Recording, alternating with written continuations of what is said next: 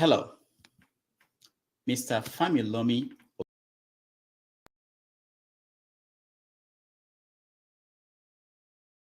Road does not end. Yesterday won the 2024 Nigerian Prize for Literature. His book defeated two other shortlisted books written by Ndidi, Chiazo Enemo, and Uchechukwu Peter Umezurike to win the $100,000 prize. Publishers entered a total of 163 books for this year's competition. It is 5:30 p.m. in Lagos, Nigeria, 12:30 p.m. in New York City, 4:30 p.m. in Abidjan, Ivory Coast, and 7:30 p.m. in Nairobi, Kenya. Wherever in the world you're joining us, welcome to another episode of 90 Minutes Africa. My name is Rudolph Okonkwo. My co-host, Chido Onoma, is on assignment.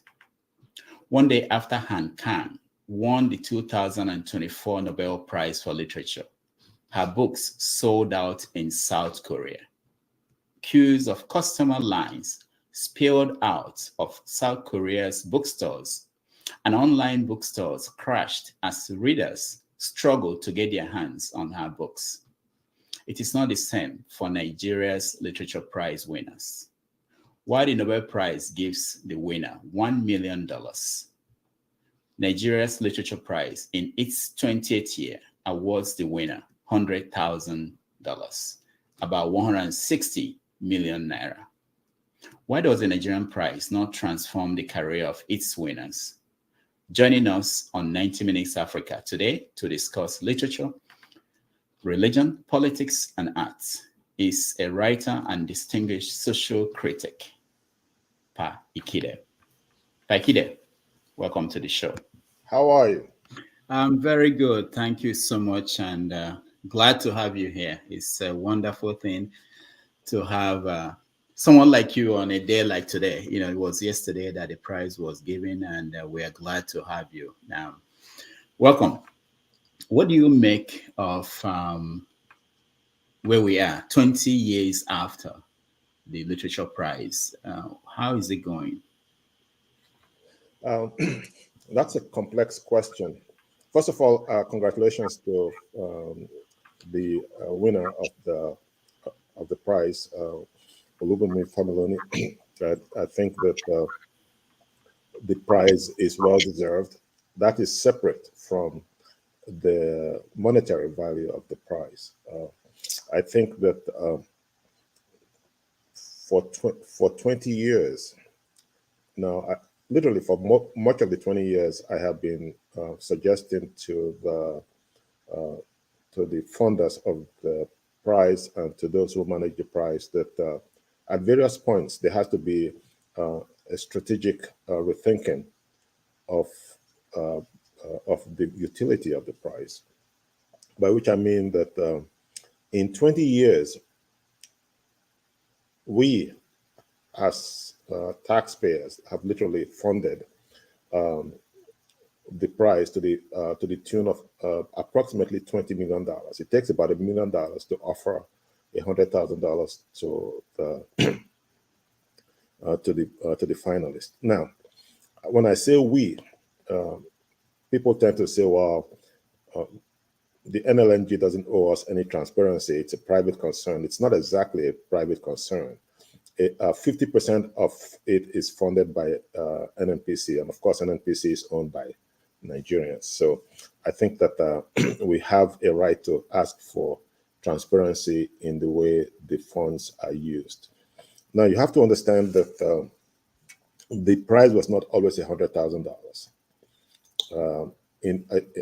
At the onset, it was like $20,000, and then it ballooned to $100,000. It is not clear to me that it should be a winner-take-all approach. I've argued for several years now that by the time you get to the final stage as a shortlistee, you should walk away with something. A couple of times, the finalists voluntarily given something to those who did not win, to the other two. But I do think that $100,000 is too much for one individual under the circumstances that we're in, and that what we need to do is perhaps divvy up the money, whatever it finally is, into three parts. Clearly, whoever wins gets the majority of the larger portion, and then you distribute the others, the rest to the other two. So that is not happening currently, and there is an unintended consequence of that. People are now viewing it as a lottery. People are viewing it as a lottery, and they are not really being necessarily very creative. They're going, well, maybe I'll get lucky this time. And so they are throwing in sometimes hurriedly stapled pages into the mix and hoping that they get $100,000. So that's the unintended consequence. And that also is driven by the fact of the structure of it, where, there are I think there are four genres, poetry, fiction, children's works, and so on and so forth. And so when it is the time for, say, poetry, suddenly we have 160 to 100 poets in Nigeria saying, hey, look, I want the $100,000. That's not how it should work. Now, that's one concern. The major concern that I have is, I think that for much of the 20 years, we have lost an opportunity for this generous benefactor, the NNLG folks, to help with the infrastructure and the structure of the literary endeavor in Nigeria. By which I mean, I don't think it's enough to give out $100,000, and then I don't know what they do with the other $900,000, but I do know for a fact that that's a high overhead just to distribute $100,000. It just seems to me that a large portion of that we should have a conversation about how best those funds can be used to help support the writing community, especially young Nigerian writers, very creative folks. If you are on social media like I am, you see the brilliance that's there, but they are just hampered by a lack of resources to continue their dreams in a safe space. And I've argued that for several years. But those that run this program have been very, very allergic to change. They think it, well, there's a Pulitzer Prize, we should have one. Our circumstances are unique, and we should think about it that way. Finally, and this is really very important to me, I was raised by books. I like to think that I came from a poor background, but my parents could afford books. I could afford books. And I traveled the world in books. When I went to London for the first time, it was as if I had been there before. That's the power of the mind, the power of the books at the time. Today, young people who were my age when I first heard about Buckingham Palace, Hyde Park, India, cannot afford books. If I send my little nephew $15,000 and I go, please buy Adichie's book. He said, okay, uncle, thank you. When I turn my back, guess what? They're not buying because they will be foolish though. That's a lot of money to spend on one book. So we have an equity gap. We have an affordability issue. So how can we? Where are the readers right now? The readers right now, they are reading. I would say, several chapters of books daily. They just perhaps reading the wrong content. It's called social media, WhatsApp, Facebook, TikTok, and all of these things. Reading has gentrified into a three-dimensional activity, voice, text, and so on and so forth. So I think that we should consider meeting our Nigerian readers where they are, which is not with the books, which is not in libraries, which is not in bookstores. And I say this with all due respect. We need corporations like the NLNG, we need institutions to help us with that transformation. What is happening to this young generation is like water torture. They are reading the wrong content, and they are not steeped in the kinds of critical thinking skills and things that my generation had. And it's not their fault. A lot of them are just as smart, if not smarter than the best of my generation. They just caught in the wrong time warp.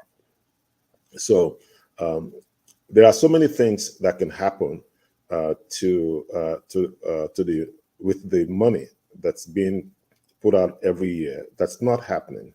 And I have tried all sorts of ways to try to get their attention. I've tried to be polite, no way. I've tried to be rude, no way. I've tried to be in between, no way.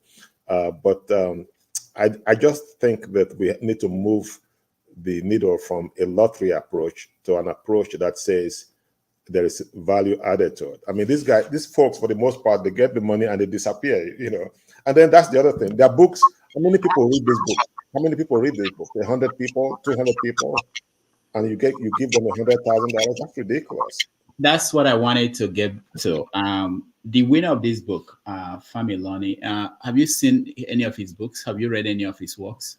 No, I know of him, and I know of him. So the way I look at reading these days is I look at the sum total of the person.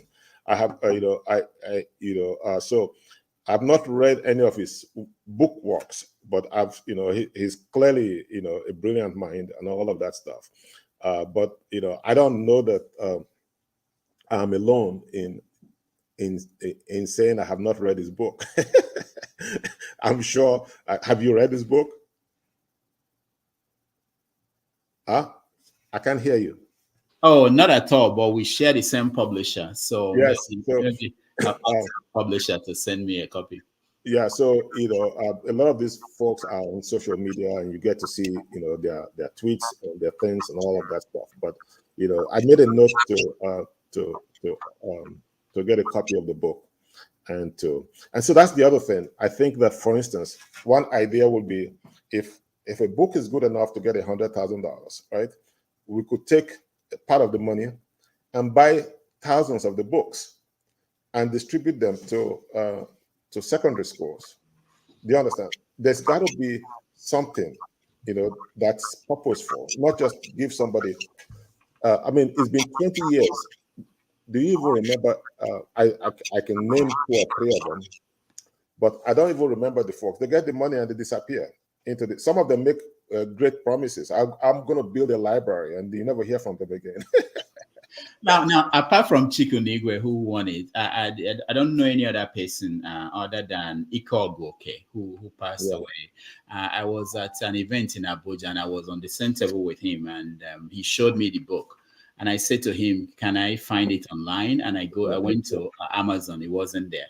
Yeah. So the book was not on Amazon. And I said, when I get back here, we'll figure out how to get it on Amazon, at least, because if you win this prize, yes, you'll be able to buy it anywhere in the world. Yeah, I got into a big fight with him because I said, in fact, if you search my wall and Google both of us, he was very, very upset with me because I said, why would I give you $100,000 for a book that I cannot find find anywhere, not even on Amazon? And he got really upset. I think at the time they claimed a copy of the book could be found in one of those online shops that has suddenly, that I think it was Okada Books, that is now defunct. So we are not serious people, and what people tend to gaslight you when you ask these questions. Now, don't get me wrong, we've got some really, really deserving people who've gotten these awards. I mean, Cheluchi Onyemelukwe won the award, I think, about 3 years ago. I mean, she's just an amazing thinker and a great writer. Ochika Onigwe, of course, won the award. I deeply respect and admire her industry. and some of them that I had problems with, I still respect them. Ikeogu, I respected at the time as a poet and a thinker, but I didn't think that a book that had just five copies should be rewarded with $100,000. And then people were yelling at me, but so go to this bookstore online that I just mentioned. And somebody said, I don't want to say anything, but hey, you don't even want to go there. And then a year ago, I think the bookstore passed away. So we are mimicking. We are just like mimic people. There's a Pulitzer Prize, so we have to have a Pulitzer Prize. There is a Nobel Prize, so there's got to be a Nobel Prize. We've got to step out of the box of orthodoxy in order to save several generations of young people, and that's been my concern. I don't. It's not about bad belly or any of that stuff. I could probably put together several of my personal essays and win one of these awards. That's not the point. But the point is, why are we spending $1 million every day to honor the works of writers that 1,000 people have read? If you look in the past 20 years, for each of, apart from a few, 2 or 3 people, I cannot find people who says 100 people who I could say have read their works. It's a waste of money. Let me just be blunt about it. Now, there's something that struck me. We talked at the beginning of the news. I talked about what happened in South Korea when this Nobel Prize was announced, and suddenly people rushed out there, buying the Book of the Woman, and it sold out in South Korea. Do we know if this award, apart from the money, if it changes anything about the career of these our people who win this award? I think within the literary circle, there is an added interest in the person, and I think that it can hurt to have that prize on your resume if you are approaching the West or a Western publisher and saying, "Look, I was this, I was that." But I don't, especially not in Tinubu's Nigeria. People are not just jumping up and down and saying, "I'm going to leave a bag of rice that costs 110,000 naira, and I'm going to buy this person's books for." So that's, clearly the effect is not the same as to be fair, the Pulitzer, the Nobel Prize folks have a huge platform, and it's the Nobel Prize. You won the Nobel Prize, and the world knows. But I will say this: in 1986, when Soyinka won the award, I was in Morristown, Tennessee. That was one of the proudest days of my life. Because in those days we had newspapers, and his face was in the newspapers, and he had his famous hair. And I was walking around the campus where I was teaching at the time and going, "Look, my brother won, my brother won." And people were going, "Wow, you know him?" Of course, I didn't know him. I just lied, because it was huge. It's the era. Soyinka, Achebe, all of these writers raised us. We were entertained and educated by books. So it was, you just knew who they were, right? But it's different now. It's the stature of the writer is not as intense as as at that time, because now we have other options. Do you understand? I am constantly reading, but I'm constantly reading on my phone. And I'm reading people. I'm not reading books. So it's, there's this conversation on Facebook about obscurity. Oh, he's an obscure writer. She's an obscure writer. I don't think that's I don't think upon reflection that is necessarily a fair way of looking at it. the Nobel Prize folks have been struggling also with the whole notion of adjusting to the times, with the whole notion of defining what literature should be. In 2016, I think it was, Bob Dylan, my favorite poet of all time, got the Nobel Prize. So there are two thinkers that have gotten the prize that I've really been chuffed, been happy about: Professor Wole Soyinka and Mr. Bob Dylan. Because Bob Dylan was the poet of my generation, if you remember, of my childhood. Bob Dylan, and then Art and Garfunkel, the Everly Brothers. But nobody would ever think of them as writers, you see, or as poets. They were musicians. But they wrote huge bodies of work, right? And so when the Nobel Prize gave him that award, I got a renewed respect for the Nobel Prize folks, because they were thinking about this, like, what is, it's just like saying, if it is not written down, then you're not a poet. We come from the oral tradition of our ancestors, right? Books are relatively new to us in that respect. But we had poets, we had thinkers, we had all of these folks. So there are, I say all of this to say that there are unintended consequences of us constantly mimicking the ways of the other without appropriate context, you see. Now, let me, I checked in 1986 when Soyinka won the Nobel Prize, he got about $290,000. Today, the woman that won last week got 1 million. Yeah. So I looked at the Nigerian price in 2011. That was when they increased it to 100,000. Yeah. It has remained 100,000 till now.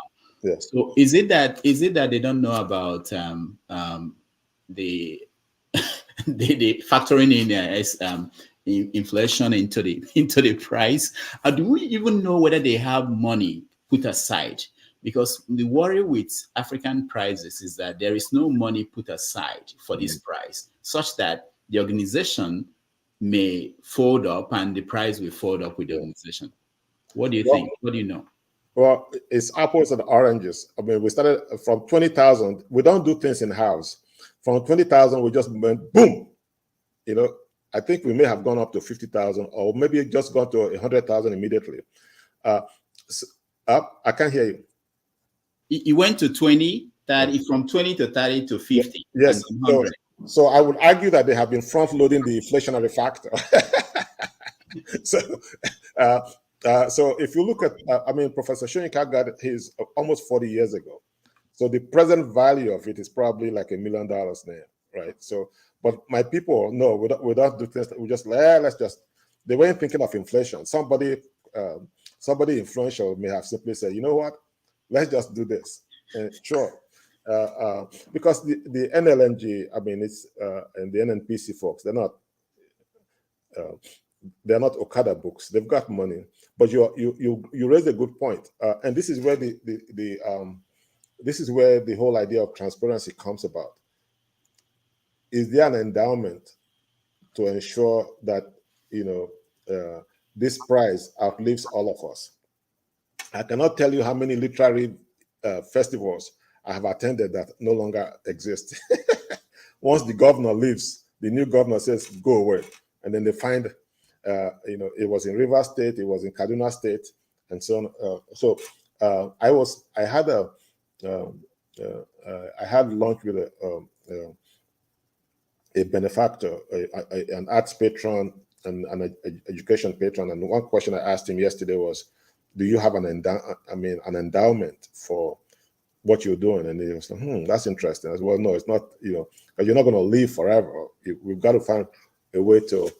So, but these are great questions that have eluded the NLNG folks because they don't seem interested in, they've got gatekeepers who will prevent you from having these conversations. Because I think that to the extent that this pays their bills, they're not vested in changing the current model. If you look at the members of the board, of the board for this prize, some of one or two of them may have been there since inception. So, and they're older. They're my age and older. We need young people who are really into the kinds of things you and I are just talking about, to be part of to be at the table, not just sitting at the edge receiving crumbs from their elders. And I'm not saying that people are corrupt. No, I'm just saying there's a lack of transparency. Do you know, in 2016, when Buhari presented his first budget, something like that, I found out that there was a shadowy outfit, the Pan-African Writers Association, POWER, that got $1 million annually from the federal government. Yes, 1 million. I had never heard. Have you ever heard of POWER? No, so I've never heard of them. So I started making my usual noise on social media, and everybody said, "Oh my God, where's the $1 million? I am suffering, and you people are getting $1 million." It turns out, some very old writers with connections in Aso Rock were able to carve out this kind of money. I made so much noise, they claimed that they removed it from the budget and turned it into subscriptions and some nonsense. When you don't do some, it's Wole Okediran now that is now the chair of that shadowy organization. Before him, it was some chap from Ghana. He refused. He would not allow any election to change to get him out of the presidency. So from around the 80s to when he died about 2 or 3 years ago, he insisted on being the. So if he was taking $1 million from Nigeria and he was taking something similar from, guess what? A few writers were getting rich and enjoying themselves, and we've got all these young writers who cannot even do a prize for 50,000 naira, 100,000 naira. It's not right. But when I ask these questions, as I often do, I am shouted down, not ironically, not by the old folks, but by the young people that I'm fighting for. Can you imagine what $1 million from the budget annually will do for the literary community? But hey, I'm not there. Which one concerns me? I'm here. And if you talk, they say because you've not written any book. Exactly. I've not written anything. All right. Now, let me get to this common conversation. Every year at this time, before they announce the winner, people always think about who could it be, African writers. And one of the popular names that we hear is Ngugi wa Thiong'o of Kenya. And of course, after they gave it to the Tanzanian in 2021, we felt most people think that this will not happen. It won't come back to Africa for a while. I don't think we've spoken since the son did this thing that where he said the father was abusing the mom. What do you take? What is your take on that, and how do you think that will impact his legacy and reputation? Well, so I consider myself a close friend of the son. He and I went to Uganda. I think it was 2015, the Writivism Festival. Just a lovely, lovely man, very thoughtful, very generous, very compassionate, and some of my best times in the literary community were spent with him. I also met Professor Ngugi wa Thiong'o, and I had the privilege in DC, I think it was at Poetry and Prose, some bookstore, of standing up, my legs shaking, and going, "I want to thank you for helping to raise me." And he was very, he seemed very flattered by it. If you've been in his presence, he's just a lovely, lovely man. And I took pictures with him, just as I did with Chinua Achebe when he came in 2008 when they did the 50th birthday of his book, Things Fall Apart. So as a child, Ngugi wa Thiong'o was James Ngugi, and I remember his books and how taken I was by the characters in his books.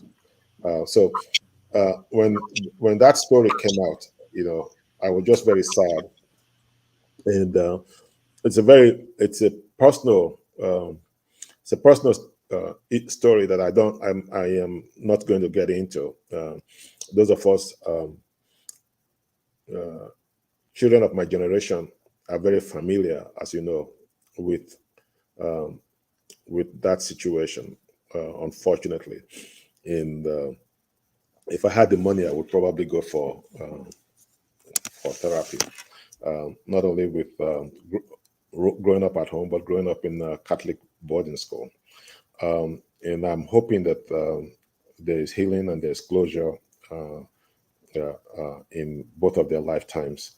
I'm not sure that had anything to do much with his chances, with Pa Ngugi's chances. My sense is that the Nobel Prize is not going to ever consider him at this point. Why do you say that? It's just the human condition. I mean, every year Africans keep yelling at them. It's our turn. James Ngugi wa Thiong'o, what's wrong with you? I would also say that the Nobel Prize in literature and for peace is not the only Nobel Prizes that we have. They have for medicine, they have for physics, they have for chemistry, they have for all kinds of things. We never sit around asking, when are we going to get this? Now, we don't even have to go that far. Do you know that we have an NNLG Prize for Science?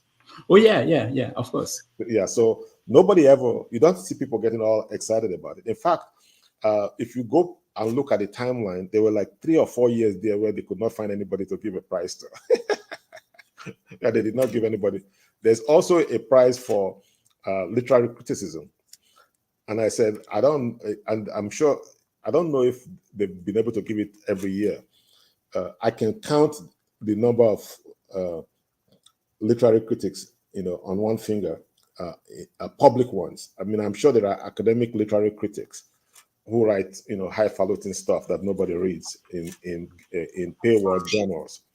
But I'm talking about, literary critics, maybe social, critics who really go into the people, into what is being said in a way that millions of Nigerians can attest to. Okay, so I like what you said there. Now, if you look at thinking ahead, who do you think will be the next African that will win the Nobel Prize for Literature amongst the younger people writing now? I think that so the Nobel Prize is a different approach from the NNLG Prize. They look at your body of work over the years, and it's got to be robust, it's got to be substantive, right? And so when Professor Wole Soyinka won the Nobel Prize, and then V.S. Naipaul said, what has he written?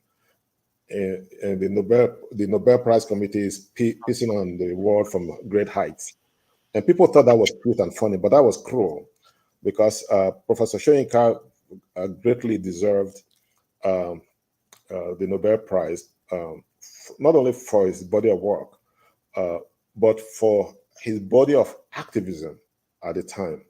He was not only just writing, he was this poetic genius in theater. He was doing all of these things under very difficult circumstances at the time.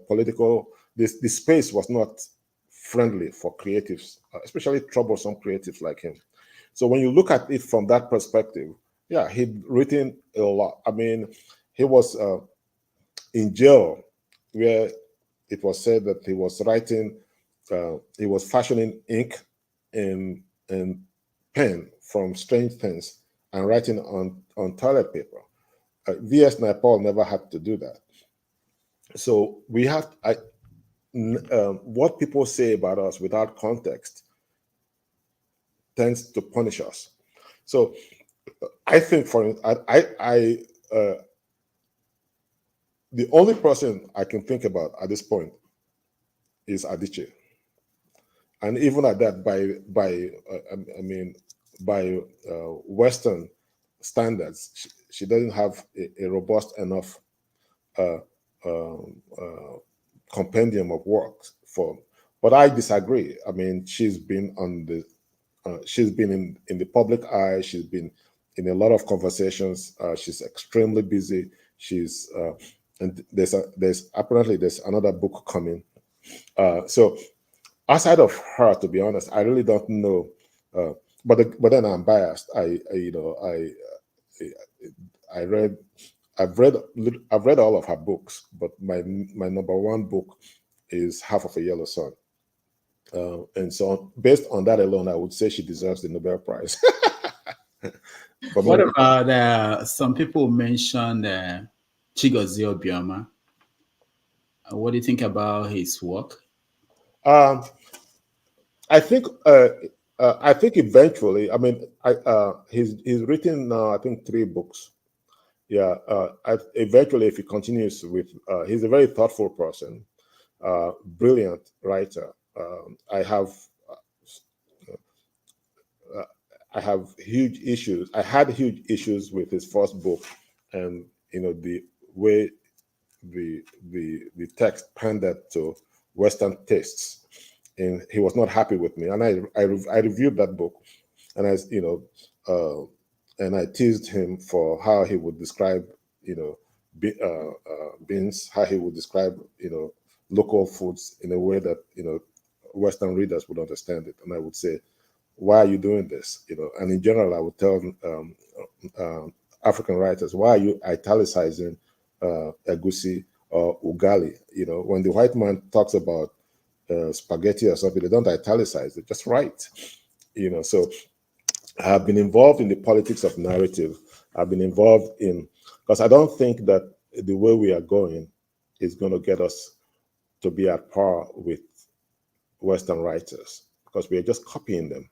We're copying them. We're not being, for the most part, we're not being as innovative. And it's not the fault of our writers. It's just the way they've got to get out there, and they've figured out the way to do it is to basically, remember when we were young, is to trace. Is to trace a figure, and then boom. I don't. Now, let me mention one more person, Teju Cole. Teju Cole hasn't written much in terms of, I think he's written 2 or 3 books. I mean, he's been focused on the thinking space, in places like the New Yorker and these magazines where he's written thoughtful pieces. But I don't know that that's enough for. But he's clearly, a highly regarded writer in the Western world. Mm. I don't know that I would necessarily call him an African writer. And I'm not, and I mean that as a compliment. I think he has set himself apart as. Is that the same way that Femi Strode, what's his name, Ben Okri? Do you think he's following Ben Okri's path? When I think of Teju Cole, I don't think of him. I don't even remember him in the sense of Ben Okri. I mean, Ben Okri is just Ben Okri,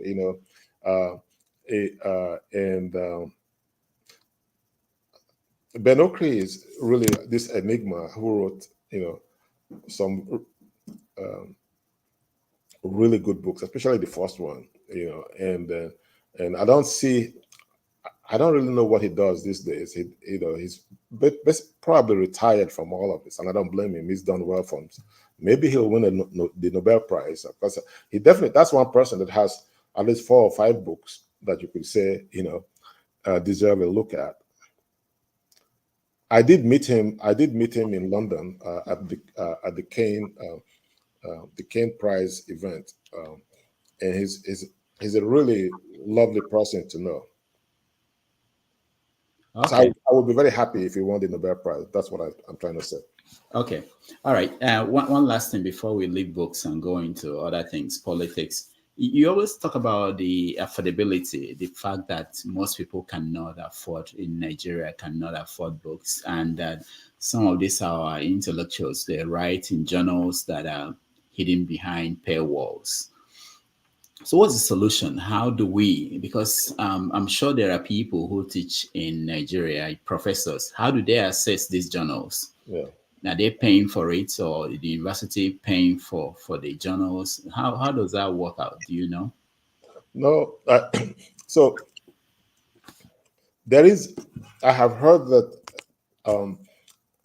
there's a lot of pressure on university professors in Nigeria, I don't know about the rest of Africa, to produce works in journals. And one of the unintended consequences is that they have been producing works in journals that do not meet the specs of typical Western journals, maybe in Asia, in India, and so just producing stuff, and because they want to be tenured professors and all that. So it's a crisis that we are not acknowledging. A lot of these universities are cash strapped, and these paywall journals are really financial schemes to to get money from scholars and from institutions. And people, I mean, one time somebody did an academic study on me, and I was very flattered. And I said, me that did not go to school, you are doing, oh, that's so nice. Let me go and read. He sent me the link, and I go there, and they say in order for me to download it and read once, it's $45. I said, yes. I said, me, $45. That one that I will use to buy a Gucci bag for my wife. So I started screaming and wailing like you wouldn't believe. And so the people, I'm a troublemaker on Twitter. The people texted me quickly. No, don't worry. We will let you read it since it's about you. And then I started saying, well, you don't understand. That's not the point. I want young people to read about me.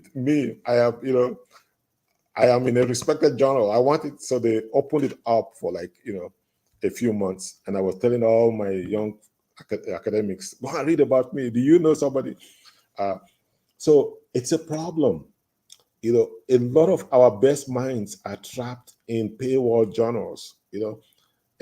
I cannot tell you how excited I get when I see, scholars like Okendebe, Cheluchi Oyemelukwe,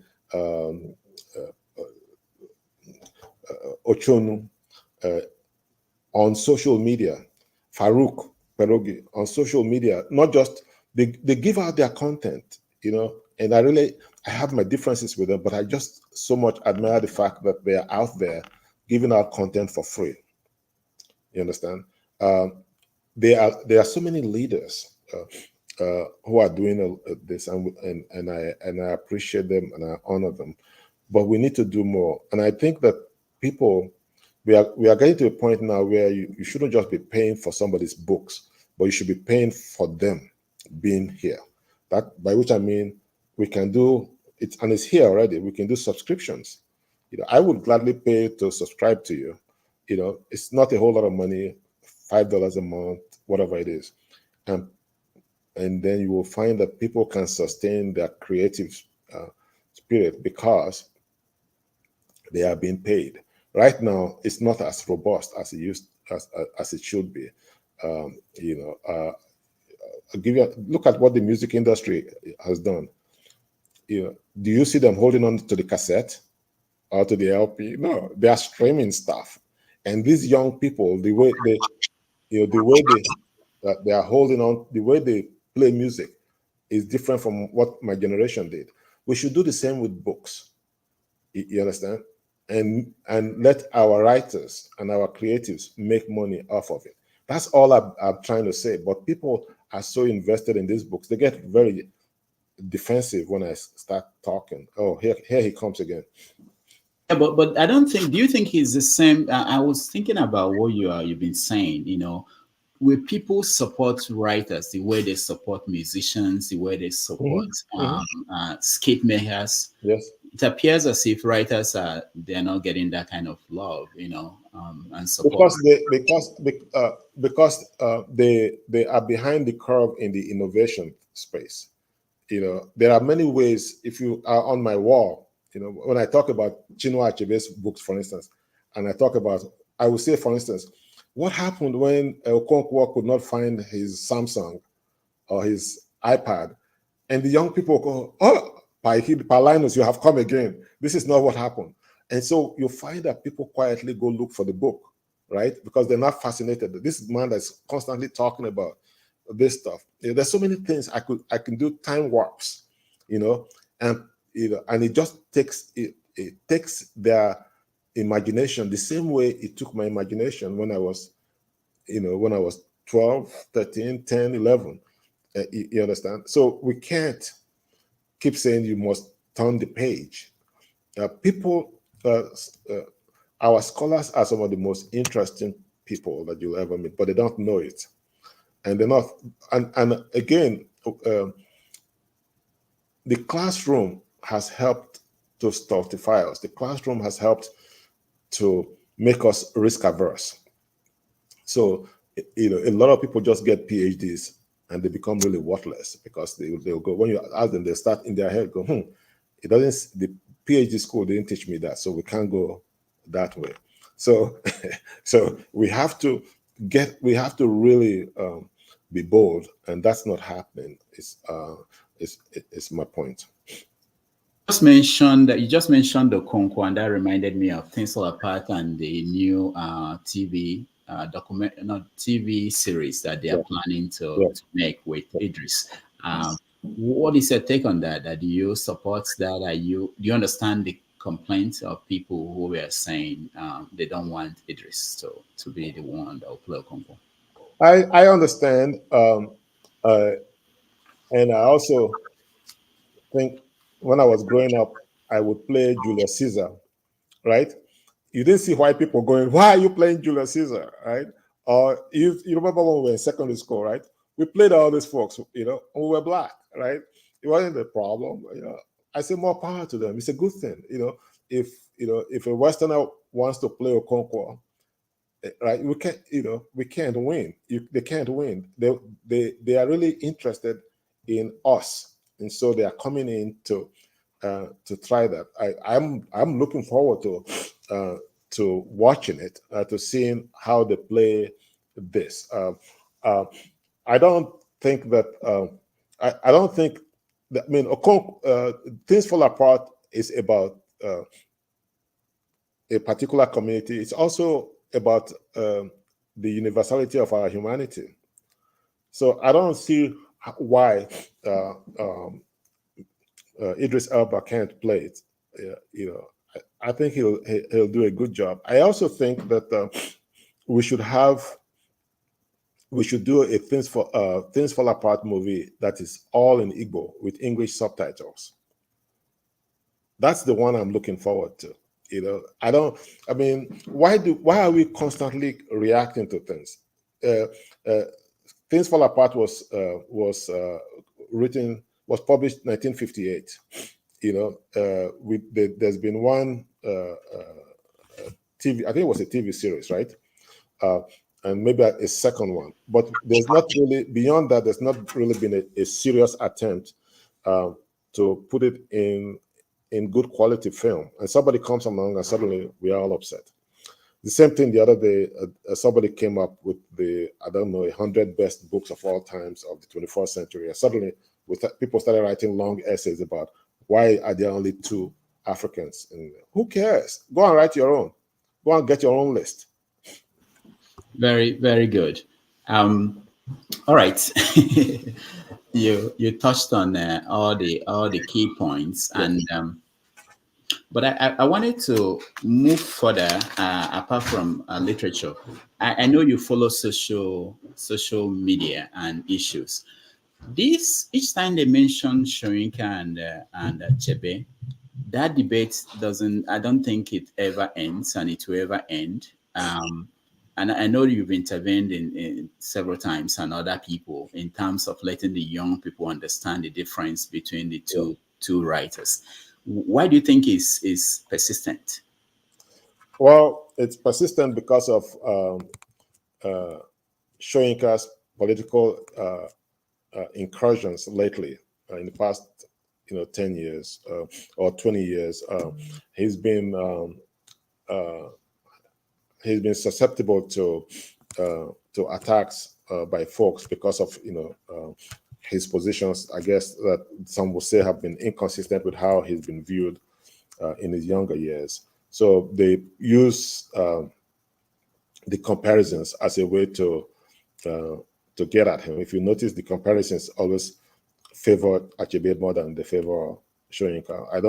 I think if we're going to be intellectually honest, the comparisons are not necessary. They're two different people, two different temperaments, and yes, we should at least on the literary side, we should celebrate them as two great people. But I have been following Soyinka since more closely in this country since around 1993. After the whole June 12th debacle, I was one of the I was a Soyinka groupie in the shadows during the pro-democracy struggle. I was a pro-democracy groupie during the pro-democracy struggle, and as you know, I was on Kudirat. I was writing. I was ascribed to several of the political organizations. They were online at the time. People think think that the internet came yesterday. We've been on this thing for at least 3 decades. And I would say he has always had a complicated relationship with young people on social media. And I've talked about, on the internet, I've talked about it, written about it several times. And he's been quite thin-skinned about it. He will respond. He will respond. And when we were on NigerNet, there was a guy, Ganiyu Jayola, who would needle him. And he finally got to him, and he wrote something that instead of calling Ganiyu Jayola by name, he called him the reprobate. So that was the first time I ever knew that the word reprobate existed. Ganiyu Jayola was very, very proud of himself that he had gotten a Nobel laureate to call him a reprobate. And then, if you read his book,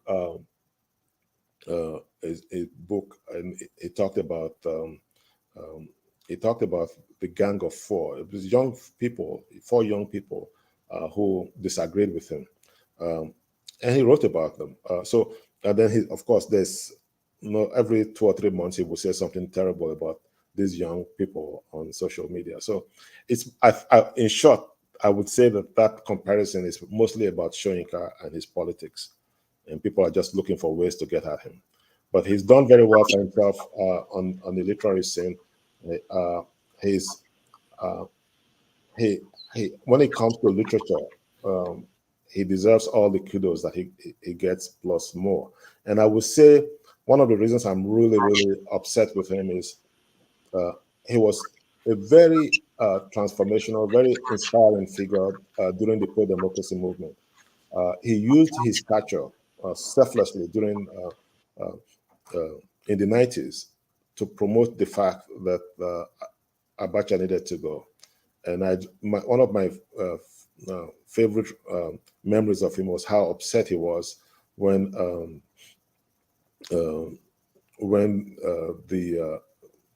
Ogoni 9 were murdered. He was very, very upset, and you could just hear him roar across the world stage. He worked very hard for the democracy, but when I look at the kinds of things he says today, I go, well, what was that all about? We worked hard, and this is what we're getting. Right. We will take a break. 3 minutes or 4. And then when we come back, we finish up questioning and we invite our guests, our audience to join us in interacting with the guest. So stand by and thank you so much for being with us.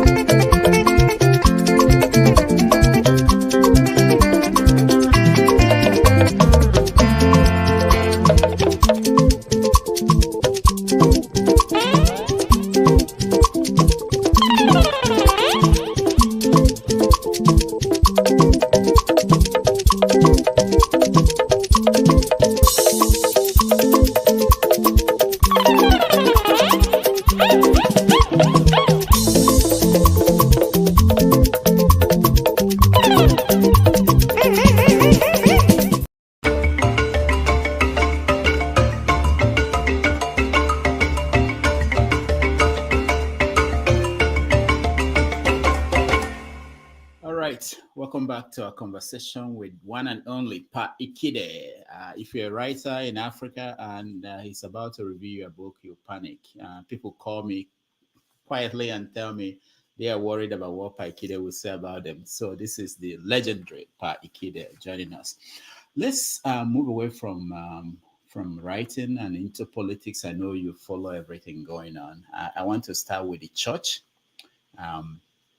Recently, we've had these older pastors and even the newer ones basically changing their doctrine that they have been preaching all their lives. I don't know if you follow them. I wanted to know your take on that. I give an example with Pastor Adeboye and the change of doctrine on tithing. Do you uh, do you follow those kind of conversations? Oh, you're muted. You're muted. Oh yeah, you know I'm a gossip. I love titillating stuff. Yeah, especially when they are miserable, those useless people. So I take the broader view that all of these revisionism are a credit to the hard work of the social media warriors. The only people that are now holding our intellectuals, our priests, our pastors, and our politicians accountable. Because if we were to rely on you, myself, and all of those people behind paywall journals and doing book review, book festivals and stuff, it will never happen. My people are in the payroll of criminals and thieves like El Rufai and Tinubu. But social media has been a real force, positive force for transforming, for trying to transform the way leaders, by which I mean intellectuals and pastors and rulers, talk to us and deal with us. I don't think 20 years ago Adeboye would have come and said, you know, I was wrong or something. When they put up their BS on in video clips on social media, and people are just making fun of them, and they are going viral, and I'm sure they see these things, or their factotums send it to them, and then they think about them, and that is how it should be. A lot of the stuff that's happening in those churches just requires folks to say, wait a minute, is this normal behavior? And they've gotten a lot of pressure now that things are very, very difficult in Nigeria right now. If people are going to church, all they have in their account is 5,000 naira, and they don't even have enough to cook a pot of soup, and you are requiring them to give you 10%, 20%, 30% of that, and these folks are giving these things. But then the question becomes, why are things the way they are? The church by default has now become the social welfare network of many poor Nigerians, and I think by and large some of them do a good job, but there are people taking advantage, and so we now have these prosperity churches telling people, if you tithe to me, you're no longer going to be poor, you're going to be this way. So I see a revolution. I wouldn't call it a revolution. I see reform coming as these people are being forced to look in the mirror by the young warriors of social media. So I don't know if you this is one of our younger pastors, the lifestyle they display. Yeah. During David Oyedepo, Bishop Oyedepo's 70th birthday, they all came, and it was a wonderful display. What is your take on where we are going? What message are they sending to the younger generation? If the church, because I didn't see any difference between them and the people in the music industry, the Hollywood. They are actors. They are they are businessmen, They are entertainers. You know, my favorite pastor is in the Bosque, Odumeje. I could watch. I will watch it forever. I just think he's brilliantly funny. I don't think he will appreciate my feedback, but yeah, what happens with those church leaders is the same thing that happens with our political leaders. I mean, when you see Tinubu in a 120-car convoy, you know, presiding over a wrecked country, you go, are we even human beings? It's the same thing when I go to Nigeria. You know, I've got young people who travel around with convoys, and they take police officers with them for days. For days on end, they are away from their work. They are guarding these folks. So Nigeria is just a different planet. When you live here and go and visit, you go, whoa, how does that work? So I think it would take a lot to reset Nigeria. You know, things were not always like this. When I was growing up, we had the Catholic Church. It was a very sedate, or the Anglican Church and all that. This whole new prosperity thing is relatively new, and it came around the same time when things were tanking in Nigeria, and people were looking for succor, and they found these glib-tongued people, and that's all they do. If you send money to folks back home, they will hand it over to the pastor. And there's another dangerous thing. I have relatives who are really sick, and if you send them money to go to the doctor, they will go, well, this is a spiritual attack, so I'm going to go to the pastor, and they hand over. But it's not a spiritual attack. You have diabetes, and it's affecting you. You need to, but they don't. So it's a crisis, like as in most institutions in Nigeria. Now you mentioned Odumeje, and let's watch him in action. Thank you. Yes, I did not visit Onitsha City. I don't come in Onitsha City. I don't born in a village. I born in this Onitsha City. Number 3, Newe Street. I born in this Odabo. And I glow in a dangerous street, Oshma Street. And I become an armed robber in the age of 40 years. I became a terrorist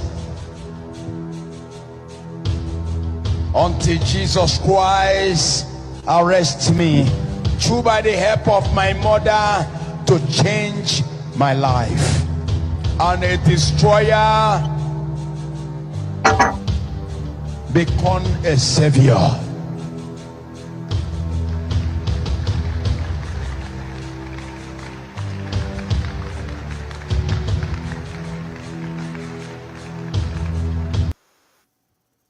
So, what do you make of Odumeje? I don't understand. Even if you create a character like that in literature, people will say this is beyond something that is believable. You know, and publishers will reject it. Yeah, but you know, I mean, art imitates life.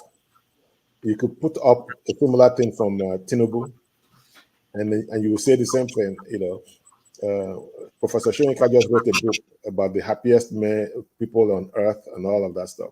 I haven't read the book. I imagine characters like Odumeje and Tinubu will be in there. You know, we have become a caricature nation. Do you understand? It's very sad when you think about it. You think about players like Brother Jero, right? The Brother Jero is more of an intellectual, a thoughtful person today than Odumeje. And we were vastly entertained then. The Jero plays, remember the Jero plays? You know, it was a celestial church, the white, they are sedate compared to what we are now seeing. But then you also have to think, what will happen to your IQ for you to wake up on a Sunday morning to go to that church, to listen for 3 hours to Bible Fest? There is something happening to our people that is not funny. when I see my relatives where they are mentally, intellectually, and you go, there's got to be some kind of intervention to save Nigerians from themselves. I don't know, but I found these results on search. I can't hear you. That's a very good point. You are talking about the people who are in that church and in churches like that. Yeah. Do you think that if majority of our people are that way, when we go out there and write and talk and analyze things, Yeah. do you think about those people as people that are the receiving end of your analysis? No, okay. So you are triggering me. Our thinkers and writers are no longer interested in Nigeria. They are interested in survival. So they don't really think about this to the extent that you're thinking about. They're looking for Random House to publish their book. They're looking for paywall journals to publish their nonsense. So they don't have. You can see all you like about Soyinka and Achebe and all of those folks. In those days, when they were the age of many of these young people, they were inward looking, right? They were inward looking. Some of the best works on Yoruba spirituality and mythology were written by Professor Soyinka, right? And he wrote them for us. Some of the best works about food. If you read his memoirs, and he talks about food, you want to go out on the streets to eat. But our young folks are now, they're just hustling, and I don't much blame them. It doesn't make it any better. I don't much blame them. There is a reason for that. Nigeria doesn't give a about them. That's how they've seen it. So they're just going to go out there. We've got all our poets in writing cheesy poems in MFA classes overseas in third-rate backwater universities, and they are brilliant thinkers. But it was the country that tossed them out of. Now they're writing about daffodils and daisies and falling leaves, which is fine. You understand? But we did not. There's just such a sad disconnection and dislocation for us, even including those that are back in Nigeria. They are writing the things. They are looking out. I tell people, you may be in Nigeria, but you are mentally back home, back in Babylon. So it's a very complex situation that we find ourselves, and this democracy that we are practicing is making it worse because it's all. Everything is just surface level prosperity, poverty, and that's it. In music industry, we've been entertained recently by the fights between Wizkid and Davido. I don't know if you followed that, and what do you make of that division between these two artists? Well, I can't tell the music apart. So I also can't tell their personalities apart. And so a lot of times I read and I smirk. I maybe it's just a function of my age. They're like kids, every now and then I'll be just driving around the Beltway and my little niece is with me and she's just playing the music and she's trying to get me to be interested in Afrobeat. She's 18 and I pretend like I'm really, and it reminds me of my time when my dad would go, who is this, Marvin Gaye, or is it John Brown? I know it's James Brown. So it's very. One time I was just riding around listening to Burna Boy. Is that what they call him? Burna Boy. Burna Boy, yeah, Burna Boy.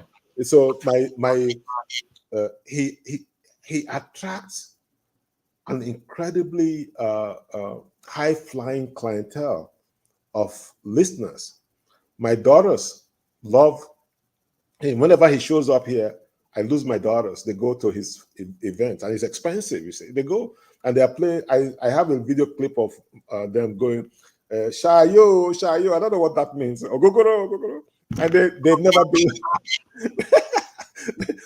They've never been. I don't know how good. Do you guys? Did they bring Ogogoro? No, they just took. They were selling like you would go to a baseball game, and they will be selling groundnuts and beer, like one small beer for $10. That's the same they're selling, and she's helping them, going Shayo, Gogoro. So it's you walk into any place of business now, it's Afrobeats going on. So, but I can't, I really can't tell them apart. I grew up in a different era where, there's, if I'm listening to Celestine Uku and I hear Rex Lawson, I can tell the difference, and tears come to my eyes because it's a particular period in time. If I'm listening to Bob Dylan, if I'm listening to Simon and Garfunkel, and so on and so forth. So I don't really. Another thing that I do is deliberate. Is I want to be sure that I'm not denigrating the music of a particular generation the same way my father denigrated the music of my generation. But I'll be honest with you. I don't understand it. When I was listening to Burna Boy, I saw hints of Fela. I saw a lot of collaboration with people like Ed Sheeran, and he's really very talented, and he's also a business person. So I don't get into the fight. It's usually what you would call trash talking, where somebody says, I had the largest crowd and you had the smallest crowd. I was the first person to go to this particular venue in the West and you didn't go. So it's not intellectually appealing to me. But I'm filled with pride when I walk into a place and I was at one of those boat cruises in Baltimore, and they were playing Afrobeat in the cruise. I was very proud. I walked up to the guy and I said, do you know about Fela? And he hadn't heard about Fela. And I go, Fela, this would not be here without Fela. And he made a note to go Google it later and listen to Fela. Fela was a genius. All right. Let's touch on American politics before we bring in our audience. I know you are big on what's going on in America. So for Africans, and a lot of Africans are interested, what should be their concern about who wins the election on November 5th? So the whole is, as you know, the presidency of the United States is a bit different from the presidency of Nigeria. We are really talking about ideological directions, not, like, oh my God, if Trump wins, I won't have a job in my local government, right? I worked for 31 years in the local government, and the federal government had very little input into how I was paid, where I was paid, and so on and so forth. The local government paid my bills and still pays my after retirement. They still pay my bill. The federal government has nothing to do with. So we are, if in terms of Maslow's hierarchy of needs, we are beyond the base. We are right at the top. We are, what is the attitude towards Israel? What's the attitude towards Russia? Are we pro-choice or pro-life? And so those are problems countries like Nigeria would die for. Like, oh my God, we are well fed. It's like us. We're well fed. We're going hunting. Why are you going hunting? You don't need food. But when I was growing up, the hunter went hunting because we were hungry. So it's a different. So when a lot of times when Nigerians are teasing us, going, I pray that Trump wins, you will suffer. It's coming out of a place of ignorance. They don't know the politics. I do think that Mr. Trump has no business being in the White House, not for ideological reasons, because it's just inappropriate for him to. He needs to go and take care of himself. He just needs to. He's a deeply troubled man, quite sick, and I don't think that anybody who really thinks of me in the way he thinks of people of color, or who thinks of women the way he thinks of women, or who thinks of the LGBTQ community the way he thinks about them, should be allowed anywhere. And plus, he's a convicted criminal. But it's the shame of America. It's the shame of our America that he remains extremely competitive. When I've thought about it, when we were young, we would play jersey games. You lined up behind your captain, right? And regardless of how stupid, how shitty the captain was, you fought. That's what's happening right now. No, but it's not really about Trump. It's about the strategic direction of America. Half of America is deeply concerned about the other half, and vice versa. There has to be a conversation about shared interests. Instead of the left being dismissive of the right, and the right being really scared of the left, and we should be in a room and say, how do we get along? I am a lifelong Democrat. I have the day will never come when, in a partisan election, I will vote for any member of the Republican Party, because I don't believe that they have any place in their heart and soul for people that look like me. But then that doesn't mean we can't be civil with each other. That doesn't mean I've been watching and voting for the better part of three decades, and I would say that there's just been a decline in civility. There's been a decline in intellectual depth amongst these leaders, and it should trouble all of us that both sides are just throwing rocks at each other. Talking about body waste, body parts, and so on and so forth. It was never like there's just very little dignity in the office of the presidency. And I hold Mr. Trump largely responsible for where we are there. But he has a 50% chance, literally, of winning the election, because it's not about him. There is half this country is determined not to allow the other half. So, it's strictly divided. I'm not losing sleep over it. There are some confrontations that must be had, and if it means him coming in, I will be sad. But so what?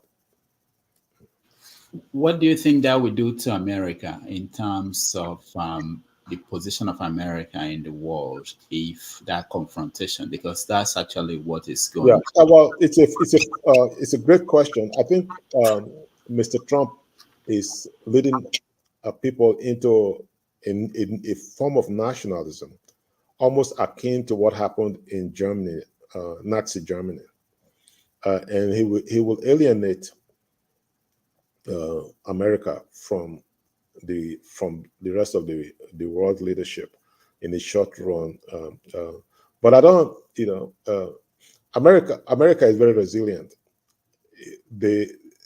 There is something they know about this man that they're not telling us, and they are fighting the war. And I suspect that America will, in the long run, be fine, but in the short run, will be miserable. The world is just, the Western world especially is aghast at the notion that that he will be president of this country, as they should be. But it's a failure of leadership between the ignorance of the right and the arrogance of the left. There is a middle ground. Thank you so much, Pa Ikhide. And let's invite our people who are here to join in this conversation. When I call you, please ask a question, just one question. Find your best question and ask him. And if you want to join us, turn on your cameras so that I can bring you up. Cyril Oji, you are first. Welcome to the show. Oh, thank you. I thought I wanted to come in late, so I'm not the first, but it is what it is.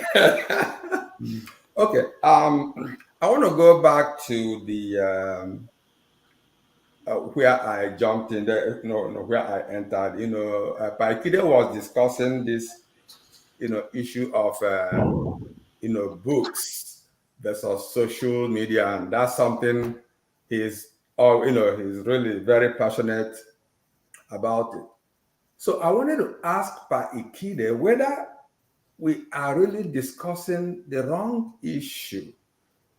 Are we discussing the problem, the economic problem in Nigeria?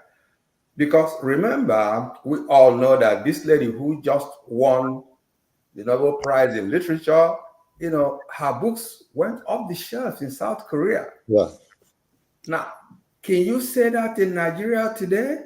No. Wole Soyinka, if I'm not mistaken, recently wrote a book, and I don't know whether, he joked he hadn't sold many copies. So the economic problem in Nigeria, isn't it really the issue? And again, we've discussed this issue on your X page, and there was somebody, this is not my idea, it is somebody, I've forgotten the guy's name, who said that anybody saying that we have to stop books is making a fundamental mistake. Because it is actually when you write a book that you are able to develop a point in depth, because I don't really know the parallel between something you can put in a book and something you can just put in social media. Because it's supposed to be one question, so that's it for me. Thank you. All right, so Pa Ikhide, you can answer. So, Agassi, we are probably worried about the same thing. It's just an issue of semantics. The shared interest here is reading good content. How do we trick people into reading good content? In Nigeria, people, just like, so by the way, in the US, people are not reading books. My kids, I think I got my youngest child, Fearless Frank, to promise me that when I die, he will move my books to whoever would want them in Nigeria and not send them to the dump to be mushed. Because they are very good books. I spent a lot of money collecting books of my childhood, contemporary books, and so on and so forth. But they don't read the books, and they are all high flyers. They just don't read books. The oldest, had one of Adichie's books and one of Achebe's books, but they were more like superstitious totem for her. She would put them with, and anywhere she traveled, when she was stressed, she would take the basket containing the books and go with them. But they're not reading books. But America can afford her ignorance. Africa cannot afford her ignorance. We have got young people who need to read about what's in your mind. How do we get them to do this when they cannot afford books? Like I said, if I didn't have books, if I hadn't traveled in books, I would not be here today. You understand? Similarly, I think there will be a generation 20 years from now that will say, if my uncle had not bought me that iPhone 5, I will not be here today, because in that iPhone 5, I traveled the world. So it's not so much about the medium, it's about the content. And I'm trying to figure out how best we can put content, affordable content, before young people, and also pay the owners of the content, just like the music industry is doing now. And I'm very open to that conversation. But I just think continue to publish books without any. A long time ago, I talked about, then they changed them, they called them ebooks with paid chapters and stuff. These young people don't know about chapters and books. They just reading. So when I first came to this country, I want to share something real quickly. So I noticed they had built a new building, and between the building and another building, there was no sidewalks. And I was asking somebody, why don't you have sidewalks here? They said they're just watching where people would walk. And after that, they will build to. That was just deep, That was just deep. And I'm like, wow, and it would never occur to me. So similarly, we have to think about where, one final thing, we spend, I live in a fairly wealthy county, Montgomery County, Maryland. And we spend upward of, so for an elementary school, we will spend $80 million to build the elementary school. We will spend $120 million to build a middle school, and we will spend $200 million to build a high school. So compare that, convert that to the Naira, and you'll get a sense of what I'm talking about. 50% of our budget is on education. We spend for libraries, for local libraries, we spend about $50 to $100 million per library. So we built this library, this fine library, and I took my daughter to it, and she looked around and I said, "What do you think?" She said, "It's okay." I said, "What do you mean it's okay? This is a library, huge, nice places and all." I said, "Yeah, all of it can fit in my laptop." That was about 15 years ago. It occurred to me that when we were building this library, we had not asked her or her generation what they would like to see in a library. And the answer could have been, we don't need a library. Just get us a laptop and it'll be cheaper. But the world is ruled by older folks like me and Ogasiri and all of you guys. So we have this fixed mindset, these ideas about how the world should run. And we try to run it. My son is constantly pressing his phone. I never see him with a laptop. Constantly pressing his phone, but he's gainfully employed as a tech person. And I go, "What do you do?" Turns out he's working on his. I never see him with a book. So but he's exposed to content. When you buy a car these days or any appliance, where are the manuals? It's called Google. So we are not, our young people, not only in Africa, here, they are humorous. They are humoring us because they know that we have the power, but they have the culture, and there's a disconnect, and we're not dealing with it. Thank you so much. Revolution, you are next with Pa Ikhide. Yeah, respect to you one more time, Dr. Rudolph, and good morning or good evening or good afternoon. I don't know where you are, my brother, and respect to other brothers in the studio. My question is, I used to read before anyway. Suddenly I stopped reading and went into writing music and for myself and for people. So that's it. But my coming in is on the political side. Rudolph asked you a question politically. And you nearly used that word that I like to hear people of your level to use. But suddenly you changed it and said, "Oh, I won't call it revolution." You call something else. So that shocked me a little bit. I was like, wow, why did he change that word? Are we afraid of this elusive revolution that we are trying to avoid, that we all know will come one day to save our country? Thank you. The short answer is yes. I am in denial about what is coming. The short answer is yes. I am in denial about what is coming. There's a coming conflagration because our people are ignoring what is on the ground. And I have thought about it, and and I don't know that there's any other way out of the situation. And it's very sad. On the other hand, I am talking from a place of privilege. And so I'm a father of 4 children, and I live in the West. I live in Maryland, close to Washington, D.C. I have lived in the West for over 40 years. And as a father, the father in me has trouble asking for war in a place where I am not exposed to the effects of the war. Some of my most difficult times have been when the young people pour onto the streets, and I'm thinking, may we not lose people, and we've lost lots of people.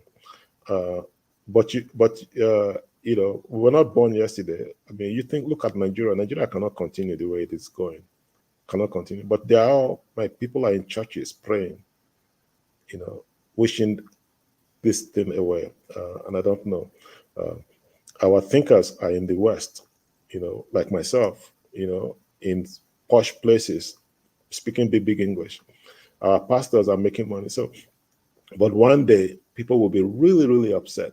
And when they find out how easy it is to sack the place, there is no going back. And I mean, I'm just telling you that you are right. I am being cowardly, and I don't want to use the word revolution because I don't. I'd rather we had other options to correct course, but I don't know that there's any option. All right. Thank you, Revolution. Mr. James, Eunice. Yeah, thank you, sir, for coming. Can you hear me, please? I can hear you. Yeah, please kindly let me ask you something. Did you attend Arinze Primary School in Benin City? Yes. Yeah, we were classmates. Are you serious? I'm dead serious. We were classmates. Around the Civil War period. Yes. Yeah, you got injured one day and you bled profusely. We took you to the barracks along the Saple Road. Wow. That was almost it was 40, 30 years ago. I can't remember. No, it was more than that. It was I was in primary 5. Yeah, you bled profusely. Yeah, my brother, my first cousin was in primary 6, and this man stabbed me here. Correct. Exactly. Yeah, with a chisel. He went for my eyes and he missed, and it stabbed me with a chisel. Yeah, and I ended up. You guys took me to General Hospital. No, we took you first to your father's place along Saple Road. Yes, my father was a mobile police officer. And, precisely, you got it right. Anyway, they seized him. They seized the boy and threw him in the. Anyway, that's part. Wow. I was reflecting yesterday that I don't remember anybody from my primary school days. Anyway, I live in the Gambia. Oh, wow. Yeah. Great to see you. Well, I hope we can connect after this. Yeah, I'll contact you through Mr. Rudolph. Yes. Thank you. I didn't, and that's another story, because the Nigerian police force was a central force. We traveled a lot, you know, so your father was a mobile policeman. Yes, I only stayed in the primary school for 2 years, so I don't have much memories of. And that's part of the tragedy of. Okay. So what do you do in the Gambia now? I lecture groundwater hydrology and analytic geography at the University of the Gambia. Wow. Yeah, that's what I do here for a living. I have goosebumps. I mean, your memory is great. Thank you so much. I left. I didn't finish. I left. I didn't go to primary 6. From primary 5, I left. Okay. I see. So, Association Catholic College. Let me just ask a very short question. Don't you think the country is ripe to think about post-Nigerian republics? I think it's similar to the question that the revolution asked. Post-Nigerian republics. We should start organizing ourselves. That's just the point. Thank you so much indeed. Thank you. Yeah. So primary school students meeting here after 40-something years. Interesting. Asim, you're next. Hey, thank you very much, Pa Ikhide. I think we do cross, our path do cross on your Facebook page. I'm the guy who promised books, but I don't know when I'm going to receive them. I'm in the UK anyway, but that is by the way. So the UK is easy to send you. If Hello? Yeah, and I remember I told you, you said, you've already sent it to Nigeria, and I don't know who will read it in Nigeria. Yes. So I remember the last time, packs of them, you advertised. I said, oh, let me have them here. You said you've already promised, in Ewu village, in Esaland. I don't know whether that is where you sent it. Okay, what I want to ask is it's really about maybe it's a follow-up to what James asked you. Yeah. You see, the thing is, it's about Nigeria. Yeah.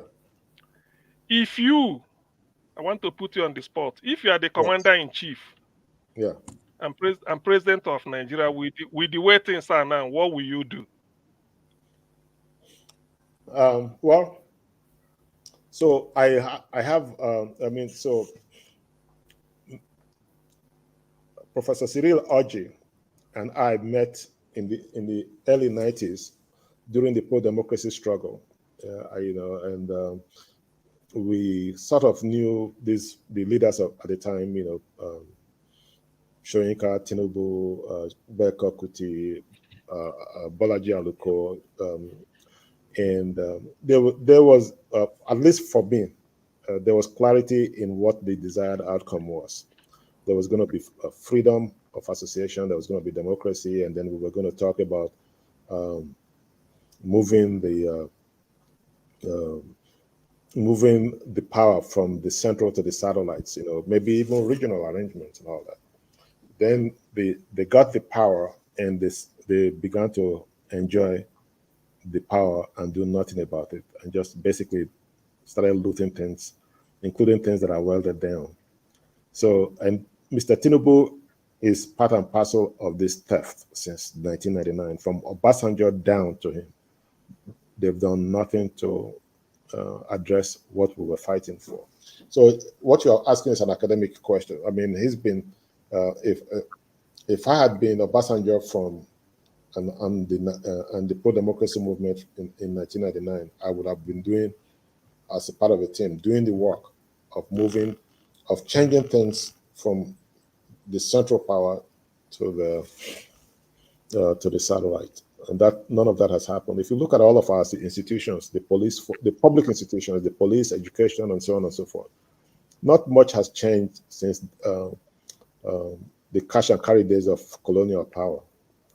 The Nigerian police force, which my father was part of, was designed to conquer, to oppress, and it's still the same way it is now. That needs to change. The educational system was a hurried arrangement. That needs to change. And those were the kinds of things I thought we were going to do, but none of that has happened. Go to Nigeria now, you see everybody's a municipality of one, getting their own water, their own safety and security, their own education, everything. So that's what I would have done. That was my expectation, that we were going to make changes to people, but that didn't happen. Thank you, CM. Let's go to all politics. Ovie, you're next. Good afternoon. Good day, Pa Ikhide, if I don't know if I pronounce it right.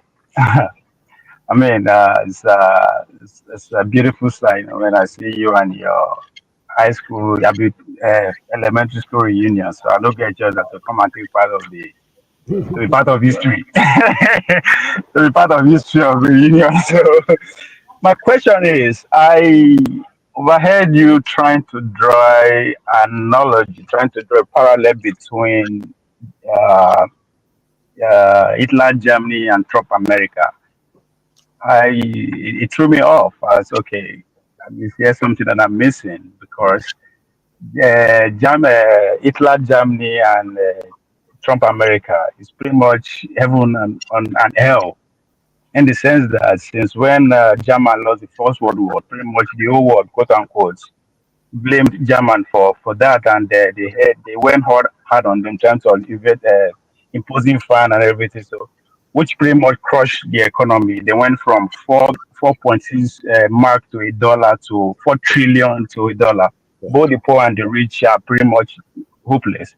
And that's what the message of Hitler resonated with the people. But coming back to America, this is pretty much heaven, and there's no comparison between two of them at all. When you are trying to draw that comparison, is it because you are a staunch Democrat and you are trying to make a narrative, or is there really true to what you are trying to tell us? It's a great question. So I came to this country in 1982, and I have given everything that I had. I came in as a young warrior, and America has taken everything that I have plus more, and of course paid me in return and all that stuff. I have joked that I am an expatriate on long-term loan to America, and I'm not alone. Literally for the most part, every one of us comes to this country. We come in peace, and we contribute. This country was built by immigrants, and it's been a nation of immigrants. The only difference now is that the kinds of immigrants that we are talking about are immigrants that look like me and you, immigrants of color. I am very, very invested in narrative, as you know. What people say about you, what people say to you, they define you. And if Trump wins the battle, it is because he has frightened white America enough about us. He has described us in ways that are frightening, not only in words, but in graphics, in pictures, and everything. He has said all sorts of things. We eat dogs, we eat cats, we eat this, we do that. And he has said, if so-and-so wins, this country is going to be a shithole. I was visiting Baltimore yesterday with a friend of mine who is an arts patron and an education patron. Came to see me from was visiting New York, and so he came by train to Baltimore, and we had lunch, and he was saying, "This is Baltimore." I said, "Yeah, it's Baltimore." I said, "How much are homes?" I said, "Well, a townhouse around here will be like $1 million." And he says, "Well, that's not what I understand. It looks a lot more diverse." And I said, "Well, there are parts that you go to, it's black. There are parts you go to, it's white. There are parts you go to like this." So we've got to be careful how we respond to what people say about us. I think that, like I said, it is one thing to have different ideological approaches to politics, but it should be from a place of equity and equality. When Mr. Trump goes around saying that he has, and he has said it, he has the right genes, the superior genes, and so on and so forth. He's saying things about you. When he says that somebody of Miss Harris's caliber, a daughter of 2 professors, an accomplished lady herself, is dumb, and he's not dumb. He's talking about you. So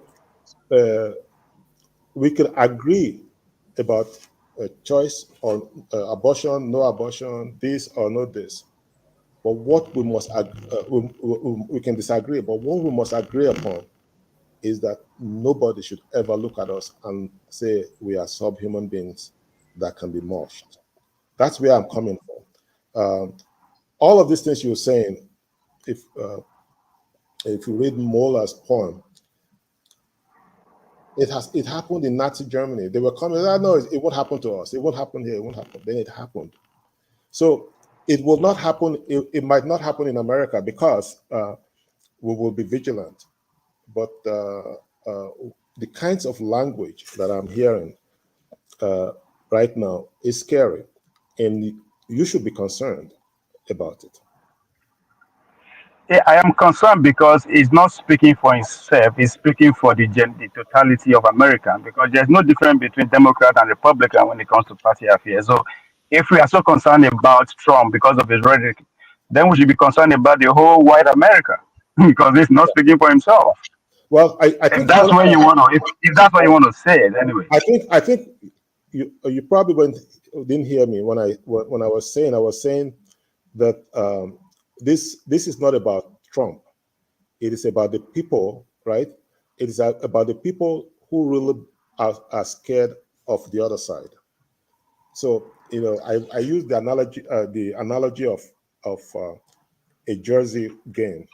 You line up behind your captain and you fight because you want to defeat the other side. So it's not about Trump necessarily. He's just taking advantage of the anxieties that are out there. And you're looking at me. I came to this country through a place called Oxford, Mississippi. And I went to school at Ole Miss. Google it. Ole Miss was at the center of the civil rights struggle. Talk about a scary place. If you've never seen the KKK at night, when you are driving a car that's about to break down, a car that you bought for $200, it's about to break down in front of the KKK at 2 a.m., then you will never understand where I'm coming from. I was the third Black MBA student ever in the history of that program. And I was there when the first Black cheerleader was. These are very serious issues that should concern us. Yeah, I'm just concerned that we are narrowing it to Trump. It's bigger, it's more than Trump. You're right. You're right. It's not about Trump. You're right. It's about half. It's about white America, literally. Let's just be honest about it. And what they think about us and what they think about. I mean, it's all, you think about it, the issues that are coming up, immigration, urban cities, everything that they talk about is just proxy for those other people that are coming. Rudolph, can I do a minute break? Okay. All right. So we'll take a break. When we come back, we will continue the conversation with Pa Ikhide.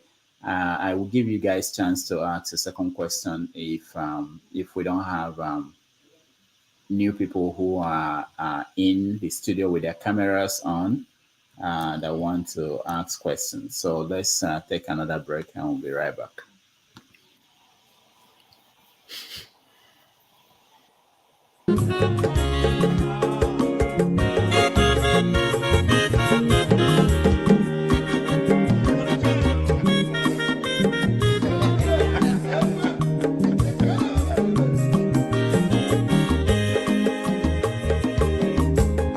When your mazolo bio, akwa mazolo bio, Max, if you bunye go kwanu mo no fube nazo olaga ni biazugo,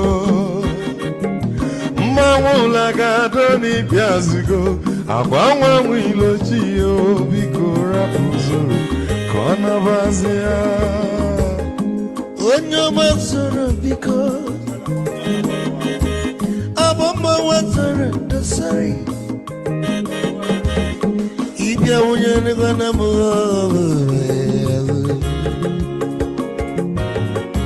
lagadori byazigana mo lagadori byazigo abamba wilo chira bigora buzoro anawaze Mazi wakoma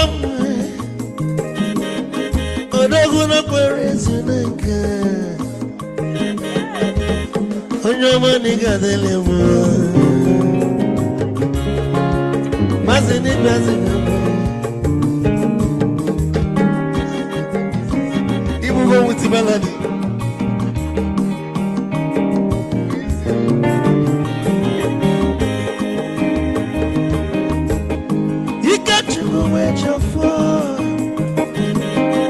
Odogu na chala noka Ezi wande mliga delemo Olaga doni bezigono Mo olaga doni bezigo Amama wilo chilo Bigora muzoro Anabaze Te Onyama zoro de Mama wazara nesari Ibya muyana kwana mo ofube naru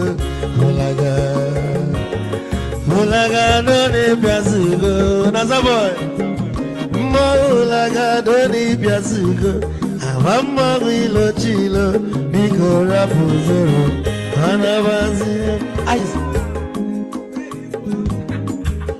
Odogu kenenu bikechofo amakwa m n'ike agwụghọ gị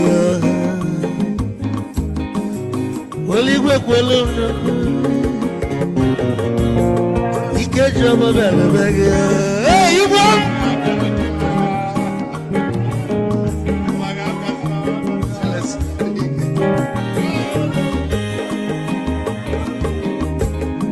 egwu ka mbụ na-ekene ọmọgọ ndị nsọ Chukwu Emeka Lumo ike Chukwu na-egaji esi nwanne m ekene dị ịlapụlụ ife niile na-eme wee bịa nke gosili na anyị na gị bụ nwanne wisdom ga-adị ka nye gị maịkị ka ogobanya bụ egwu isili mmaksi ọ bụ na-etiri egwu a malụkwa malụ n'imego m ife ọjọọ wee sị gị nwanne m ife ọkụ na ịchọlụ na nkeme wisdom onume ekene gị agbamanwe iyo iyo biko lapụ nabasị ya zoro zoro zoro zoro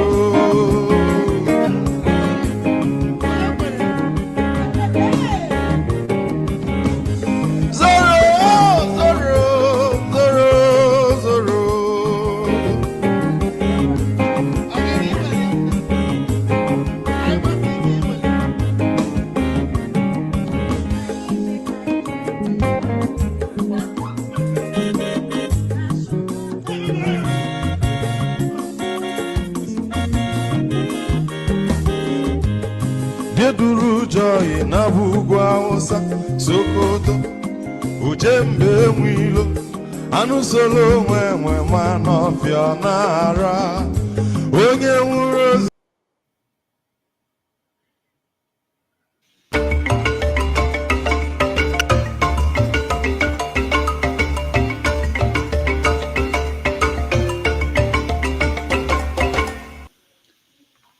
All right, welcome back to our conversation with Pa Ikhide, who joined us from Maryland here in the United States. Before we go for a second round, or for people who have questions, I have some that came from the comments section, so let me start with them. I don't remember the names, but someone wanted to know, aside from Fela, where are Nigeria's ideological musicians? So I think what she's getting at is who else is do you consider a musician that has a message or something that is based in ideology in Nigeria? Current musician maybe, or past ones. You're muted, Pa Ikhide. That's a great question. I mean, Fela obviously is the one that comes to mind. We've had he was incredibly prolific. He highly educated, thought about a lot of this stuff. And by the way, when they talk about Bronner doing collaborations, he was really doing collaborations based on an ideological bent. You know, he had African Americans come in to play with him, and remember, I think it was Upside Down,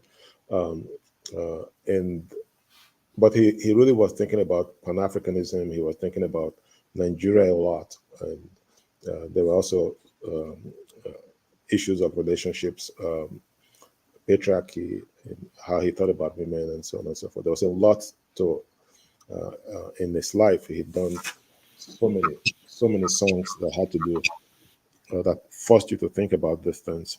I can't. So beyond Fela, you had, of course, High Life. You had Celestine Uko. You had Rex Lawson, and then you had Sonia Ade, Ebenezer Obey. But those were not. When I think about Celestine Uko and Rex Lawson, for instance, I'm thinking about, the first thing I think about is the war. the trauma of the war because we were all caught up in it. But when I think about Ebenezer Obey, Sonia Ade, and Victor Waifo, I am really thinking about social change, social commentary. Sonil Kosons came later. It's mostly about social commentary. My father also raised me in the folk songs of my people in Esanland. Umobware, Alice, they were poets. They were thinkers who impacted my life a lot, because when I listened to them, but they were all, of course, from my hometown. But I am reluctant to talk about these things because one gets the impression that one is stuck in the past.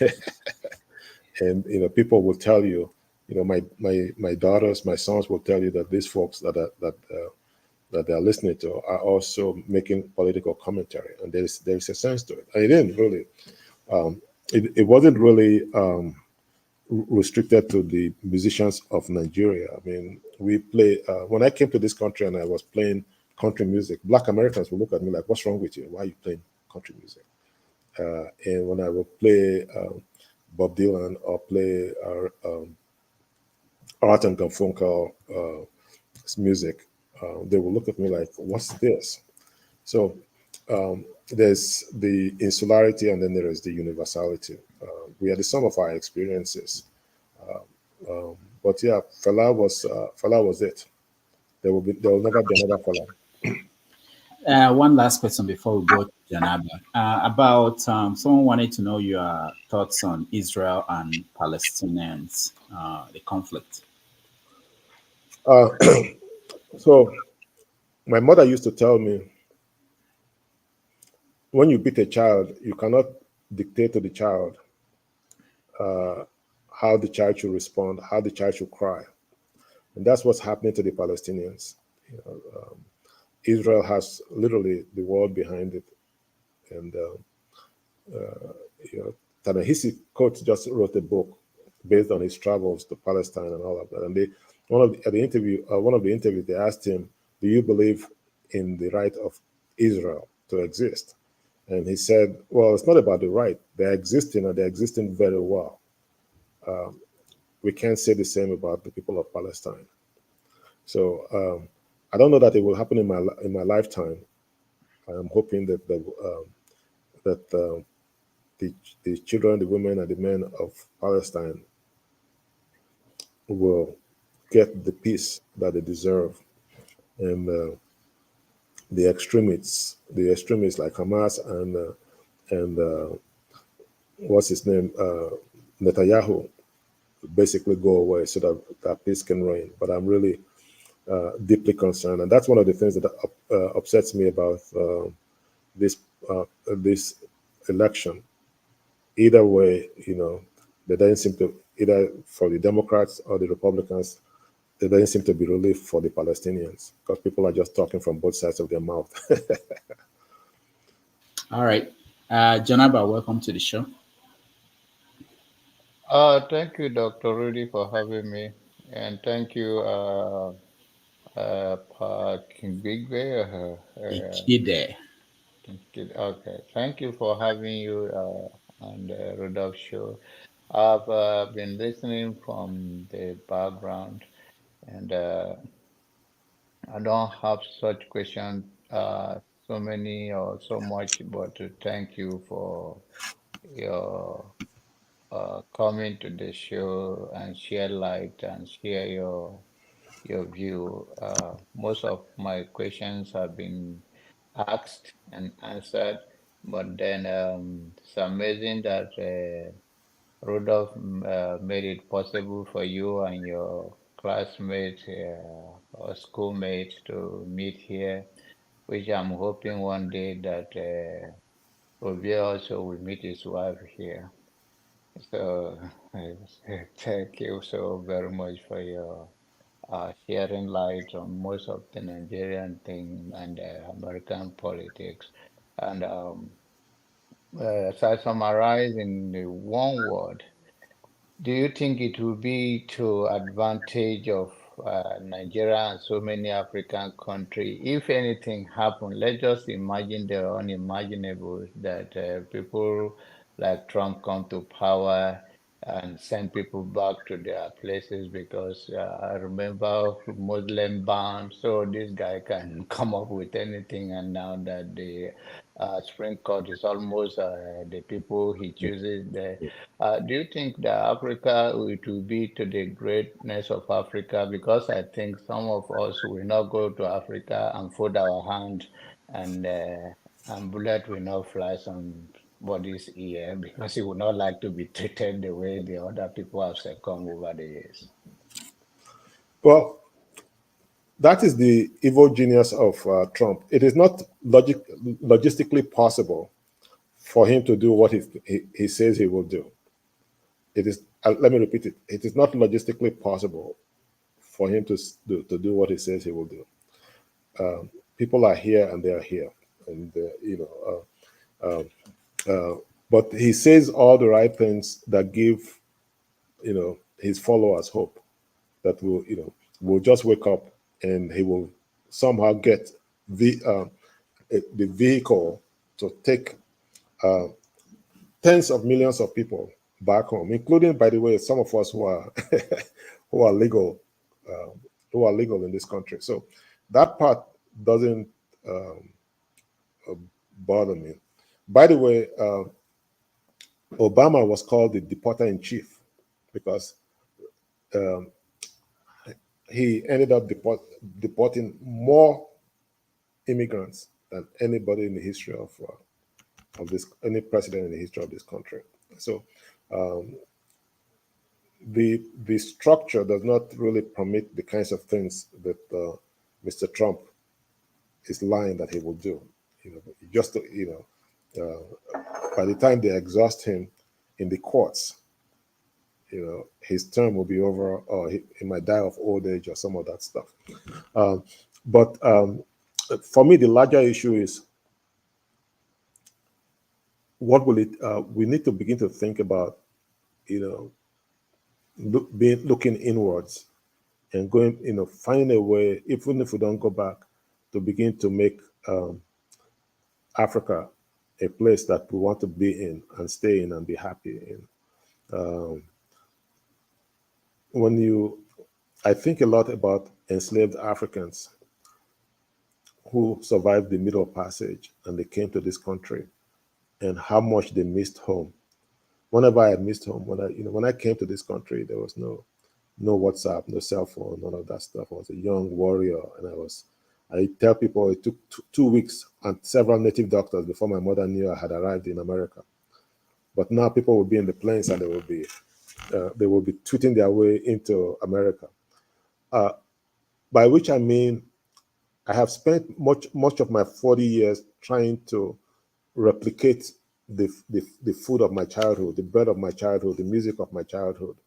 And whenever I visit home, I really don't want to come back to visit America again, because, it's as if I'm at peace spiritually, and I don't want what happened to us to happen to generations after this. I don't know about you, the beer doesn't taste the same here. The bread doesn't taste the same. The goat meat is not the same, and then when you go back, I start smiling like you are smiling now, like, man, I'm at home. And then when it is time for my flight to return, I start crying like, oh God. It's like purgatory. Everything is there, but it doesn't taste right, there was a reason why we were born there. We were meant to be there, and we are here. And money is not everything, money is not everything. We are in these beautiful homes, but we are unhappy because the spirit is not here. Our children that were born here, they're different. They're Americans. But, I will stay here another 100 years, and I would always regret the fact that I am dislocated from.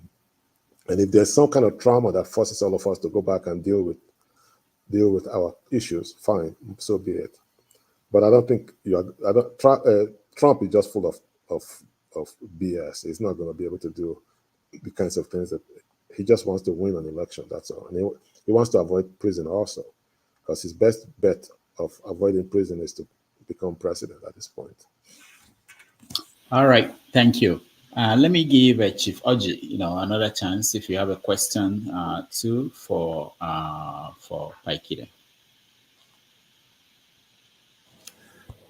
Yeah, let me go in a different direction. I think everybody here has enough question about Trump, so I'll defer my own. But let me go back and put on your literary hat again, Pa Ikhide. Yeah. Because one thing that I've always, followed on your, your X handle and elsewhere is that, you are a strong critic of, you often criticize African writers. Yeah. That is the impression that I always come across with. So when you spoke previously, one of the things you said, and I was making a note here, you criticized this idea of italicizing words. You used an example of egusi, that if we write egusi, we italicize it. I have two counterpoints there. First, we are writing in English. Okay, egusi is not an English word. Therefore, if you write something that is not in the language you're writing, I suspect that you should italicize. Secondly, I think one of the main ideas of a writer is to carry on your audience. So what do I benefit if I just write, speak very nice Achebe proverbs and all this, but my reader doesn't follow, my reader doesn't understand? Am I not limiting my audience? Thank you. Well, so many years ago, I observed and I wrote this, later I found academics basically took my ideas and they created a scholarly work behind one of their journals. And I said,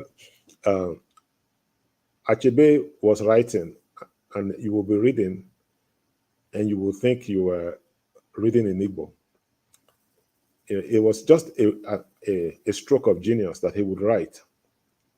And you would think, man, you are just immersed in his language. He wrote with the confidence of someone who would not take second place to somebody else. I want to push back about the whole notion of there's English language. Well, Google has changed that. There is language now. So if you Google egusi, it comes up. It's not a word. You don't have to do. You don't need a dictionary anymore and say, well, it's not in the dictionary, so we can't do. If you do not force people,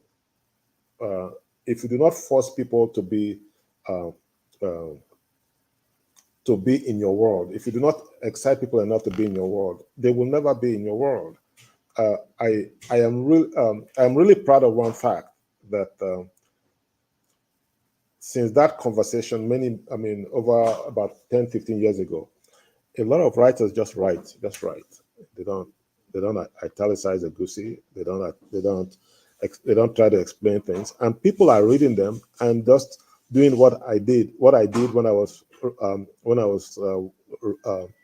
reading those Western books. They are going to their dictionaries, they are going to Google, and they're finding stuff. And they're enjoying themselves. I go to on the internet, you see white folks, making fun of jollof rice, doing all kinds of things, and I think it's a good thing. What African writers have done in the past 10 years of finally saying, I don't have to explain these things to you. If you really care, this is what you need to do, and that's the politics of narrative. To be quite frankly, when they were writing, they were writing for us. They were not writing for us. They wrote for themselves. When you read Oliver Twist, they were not writing for this young man that was in an essential Catholic college. They were writing for themselves, and I had to figure out what crumpets were. Oliver Twist loved crumpets. It seemed like something really nice that I could enjoy. In all my life in Iran, in Isham, I wanted to eat crumpets. And then I made this friend in London, and I said, you know what would be nice? I would love to eat crumpets. She says, really? And she sent them to me. They were the worst tasting English muffins I'd ever tasted in my life. But all my life, I thought, man, but that's the power of narrative, you know, to get it over. Why do you have to explain Oporoko to anybody? You know, they take time to Google it. Once they learn it, they won't learn. They won't Google it again another time. So I'm really steeped in the politics of narrative, and I really believe that if you don't force them to be, if you have to explain it to them, then you have failed. You know, again, remember what Achebe said. You know, do not something about do not worry that we might speak in English, but we intend to do unheard of things with them. And some of the things, even the English that we've mangled, they've converted them to, I mean, severally. We were using severally in the wrong ways. Now they say in the Nigerian parlance, severally means several. I think that's a triumph. Now, thank you.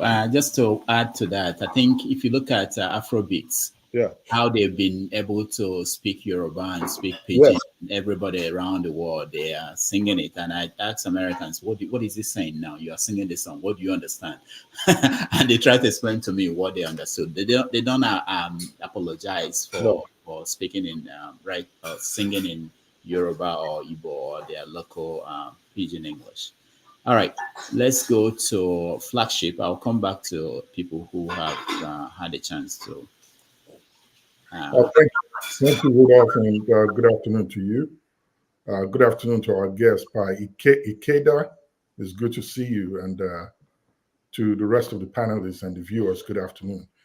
I want to ask your thoughts on a question that I believe may be out of topic, but I just wanted to see what your thoughts are. And it's bordered on the relationship between the U.S. and Nigeria specifically.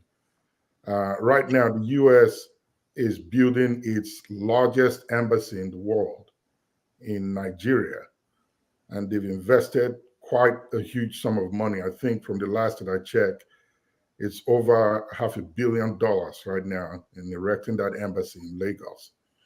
Considering the situation that Nigeria is in right now, and the terrain that we are riding on, the direction that we seem to be going, why do you think the U.S. is spending so much investing in an embassy in a country that's in such a volatile state?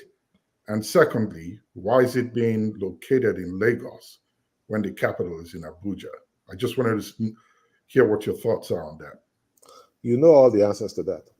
But let me amplify them. I am retired now, so I can say whatever.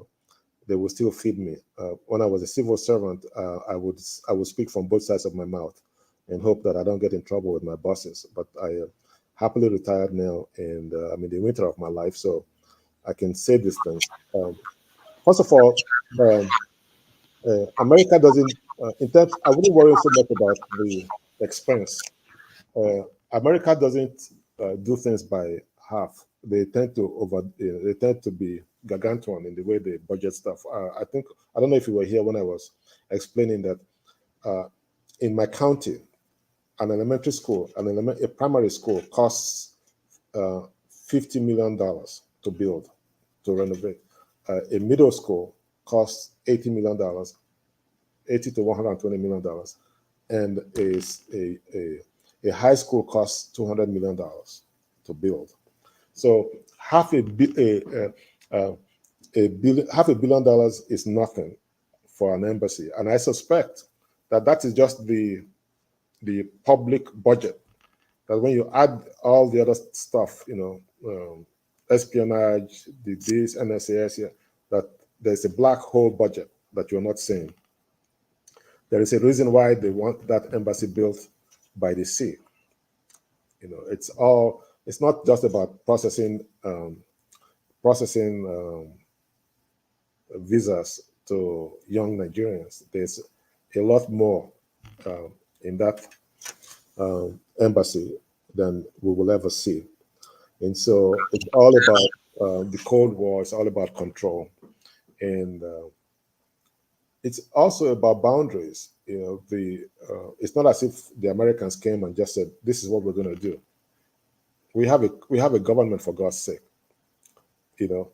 Even forgetting all the dark things that they're going to be doing, the way Nigerians are treated in these embassies, a government with self-respect would have intervened to make it a bit easier.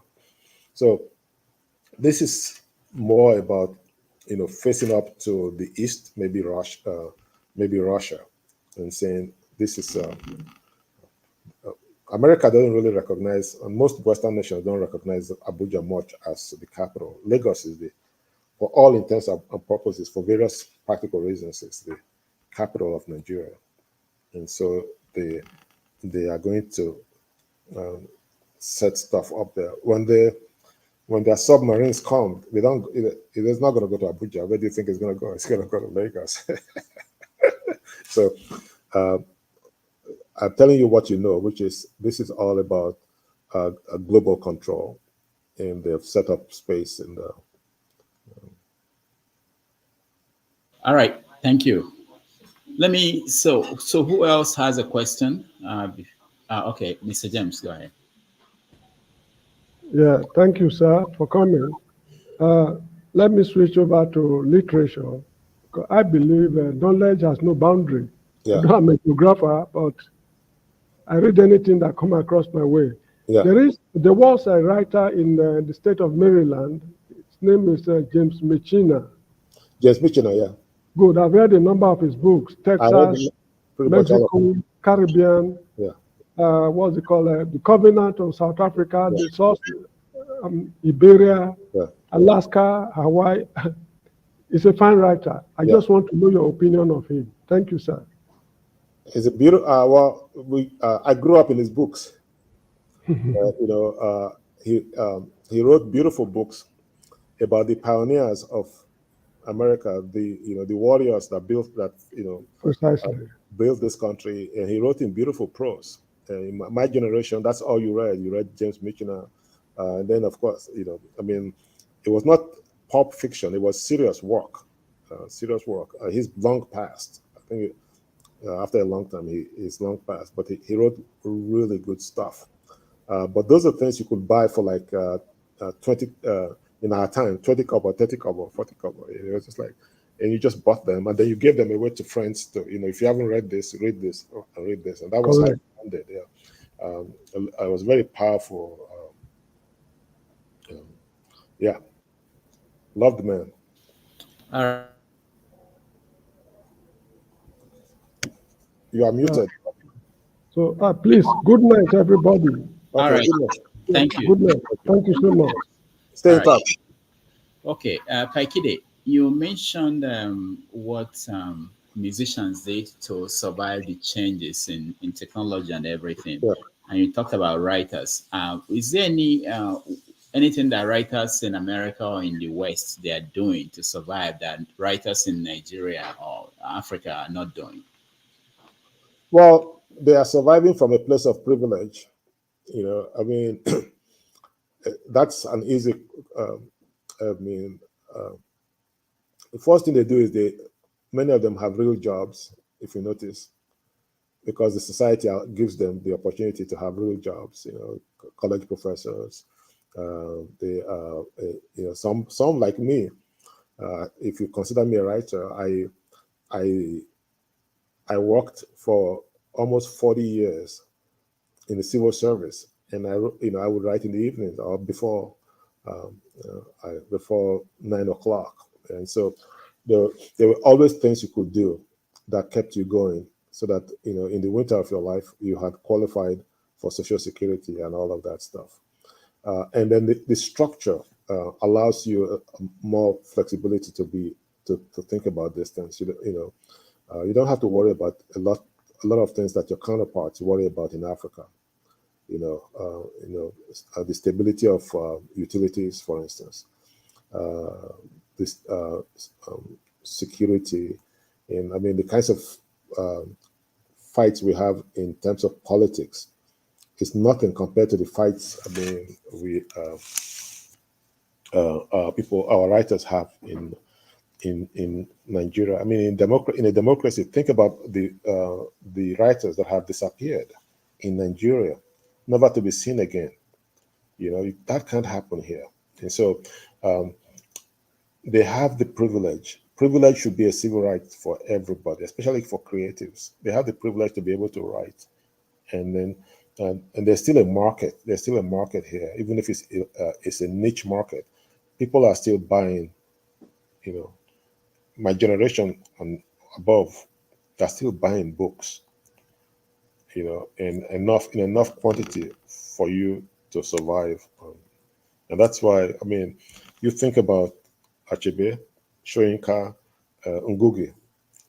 Without the West and the generosity, they'll be dead. They'll all be dead before their time. It's because of the privilege that the structure, the system here gives people. I told myself I would never, that it's my desire never to write a book, because I wanted to be an open book. I wanted people to be able to read me every day. And that's what I've been doing, because I can afford to. I don't dream of wealth, but I have enough to feed me and to raise my kids. So what am I? If I eat too much, I get sick. I drink too much, I get sick. It's called privilege. But if I was in Nigeria, I seriously doubt that I would have that level of privilege. I don't know if that answers your question. A little follow-up before I go to Revolution. Adichie's new book, Dream Count, the publisher is printing 250,000 copies for the American market. I think America and maybe Britain. I think it's only America. 250,000 copies. What does that tell you? Well, the copies are all gone because I'm one of the pre-orderers. So the copies, I'm serious. The copies are, by now, I'm sure the copies are all gone, including her haters. You know, she got into, you know, some political firestorm over, you know, transgender rights and all of that stuff. You know, people will buy the book to say, "Oh, look, it's a terrible book," and people will buy the books. So there's a huge market for it there, and deservedly so. She, you know, I think she's a great writer, and if the book comes, I will read it, or I will get my niece to read it and give me a summary of it. But she can live off of books, and off of engagements related to her books, but she couldn't do the same. Maybe in another 5 years, she will find a Nigerian publisher that will publish the book for, you know, 5,000K, 10,000K, I don't know. But when the book was announced, there was a lot of excitement, and the first thing I did was to go to Amazon and pre-order the book. So what does that mean, that writers should not really complain? They should just be good, be as good as Adichie. You'll be okay. I don't know, what does that even mean? I mean, there are writers just as good as her. I mean, there's no shortage of good writers here. It just depends on I wouldn't say luck. It depends on the circumstances of your being. You know, she's been incredibly resourceful, incredibly smart in how she's managed herself. But it's tough out there. There are so many brilliant people, and many of them don't even know they are writers that I see, but they've not had the serendipity that she's had.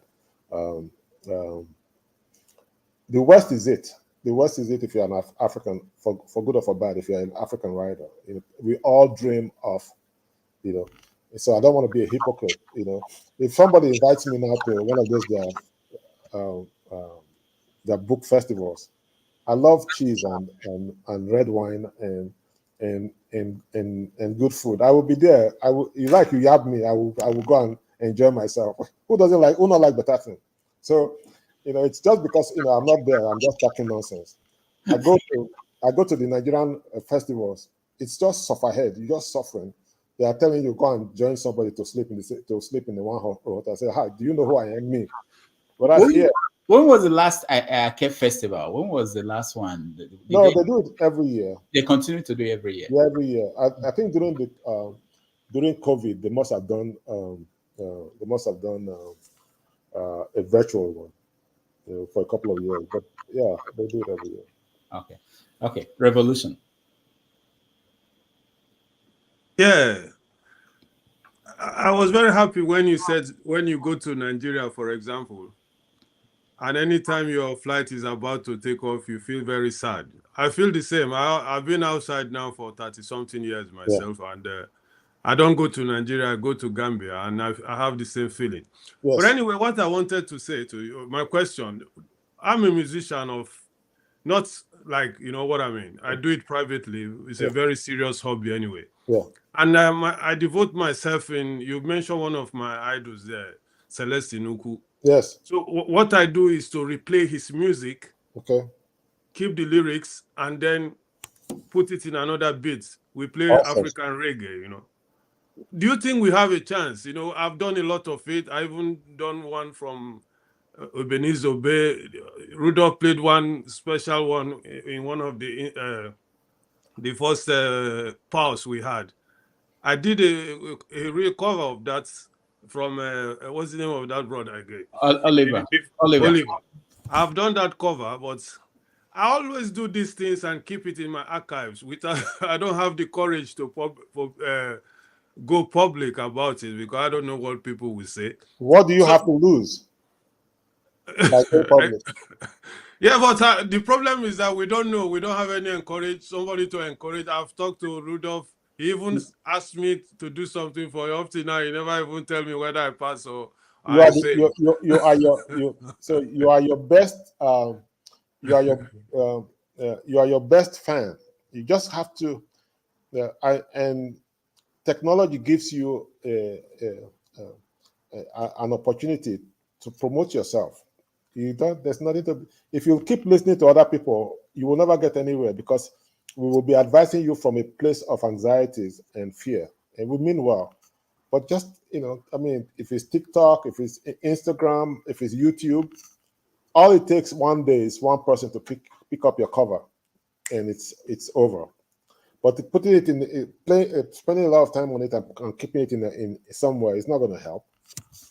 Yeah. But Rudolph, sorry, before I jump away.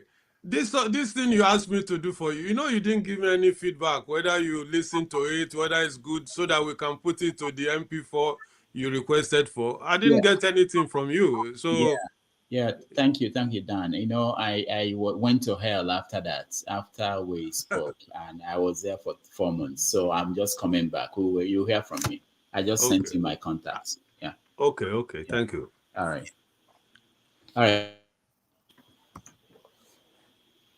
Flagship, go ahead.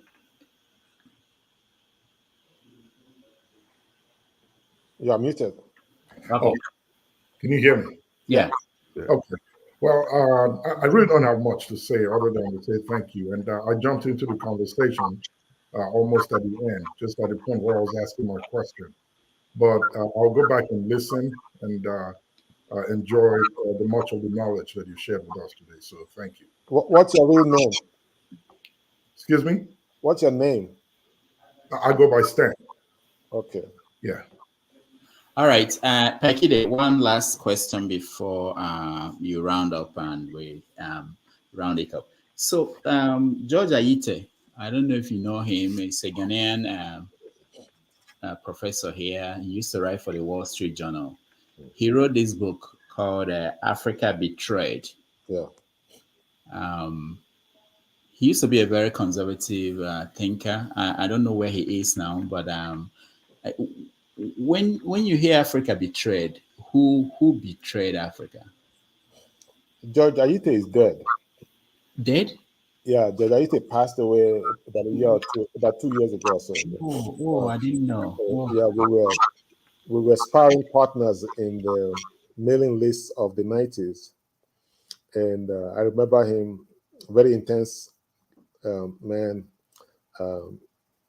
and yeah, he wrote he was quite conservative in his approach to things, but he meant well, and there was clarity in how he thought Africa should go. I think that if he was of that a tiny minority of emerging thinkers who were saying it is time for us to start looking inwards at ourselves. And and he would just rail against all of these leaders, and he called them all sorts of names. He was very, very unwavering in his focus on what these African leaders had done to us, and he was, he understood colonialism and all of that stuff, but he was not going to give any excuses. I didn't agree with him on a lot of things, but he was, of course, just like me, he was very strong-willed. He had very strong opinions about things, but he really, really cared about Africa, and he wrote several. Oh my God, he wrote books. If you look at the politics of academia, a lot of the assumptions just make colonialism, apartheid, make our former oppressors responsible for everything. There's a whole schools of thoughts about this thing devoted to blaming folks, as they should. But we tend to be given, they tend to cut our own Black leaders and our Black thinkers slack. And I think our emancipation will come when white folks, especially liberals, begin to see us as human beings, not just cute people, as human beings that can be held just as accountable as their white counterparts. It really breaks my heart that as vile and as contemptuous, as horrible as Donald Trump is, he has not done as much damage as the Obasanjos of our lives, and the Tinubus of our lives. One of, Soyinka left America in rage when Trump became president the first time. And this time around, he's saying of Tinubu, he won. So the white folks must hold us accountable. We must hold ourselves accountable to the same degree that our white counterparts are held accountable. But we are very far away from that. Obasanjo is out in public flogging women, chasing his wife with a knife, and not to give him flowers, but to do something nefarious. But when he shows up at these literary conferences, they are taking selfies with him. Then you see Trump, and you're saying, Trump is a horrible person. Trump, if Trump chased a cat with a knife, he would be in prison. So those are the things that really make me sad. That we have a long way to go, and precisely because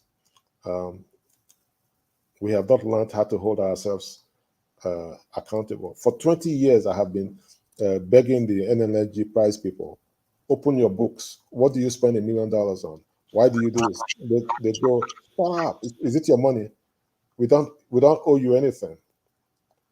The mayor of Chicago spent $80,000 on the first lady's his wife's office out of a $17 billion account.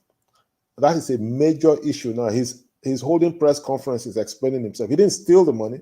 They're saying, why would you do this when you have a deficit problem?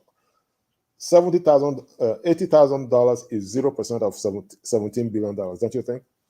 That is how to make progress in this life. We are letting ourselves get away with whatever. And we need to move past that immediate post-colonial paradigm to one where we take ourselves seriously as human beings. All right. Thank you so much, Pa Ikhide, for joining us today. We really appreciate your time. All right. We all stay in touch. All right. So we take a break. When we come back, we will do a review. And thank you all for hanging in there.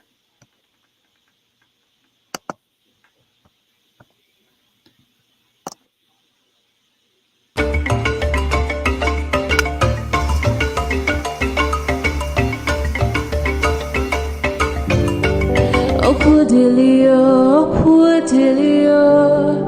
Okudilione kelanio Olisamalugo koyene menenua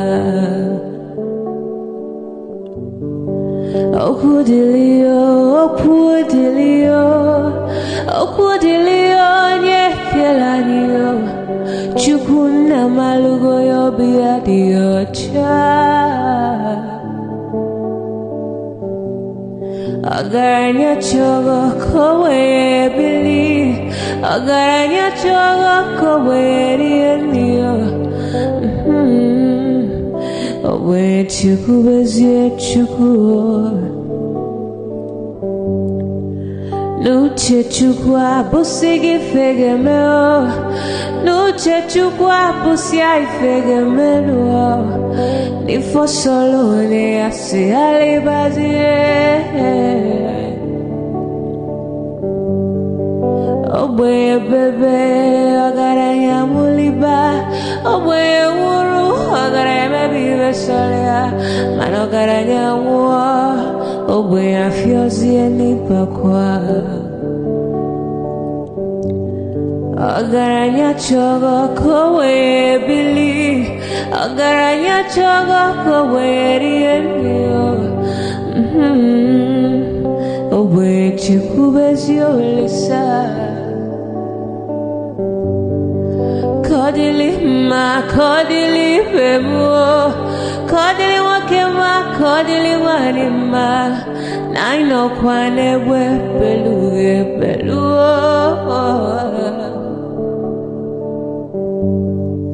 Kodili ma kodili bemo Kodili kemo kodili heyo Ibedwe me wane Nikadie zibo hewa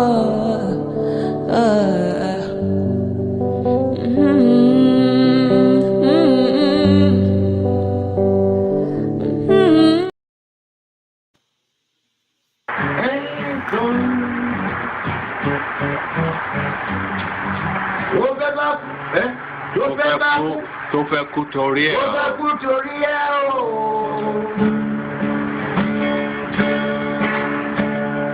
Ọwọ́ ẹni ló ti ṣàánú kọ́. Ayé la bá, ayé la fi sílẹ̀ sí. Lọ́nà èyí yóò.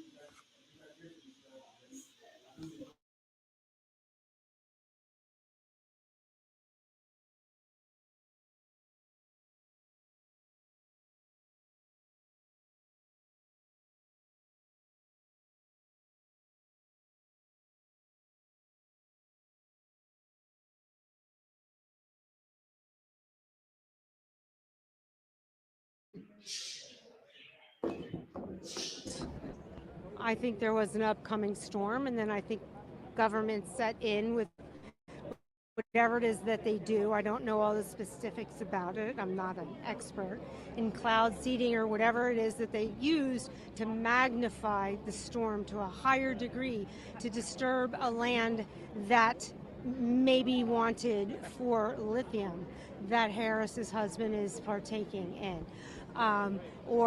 So they made the storm stronger, so it would hit the.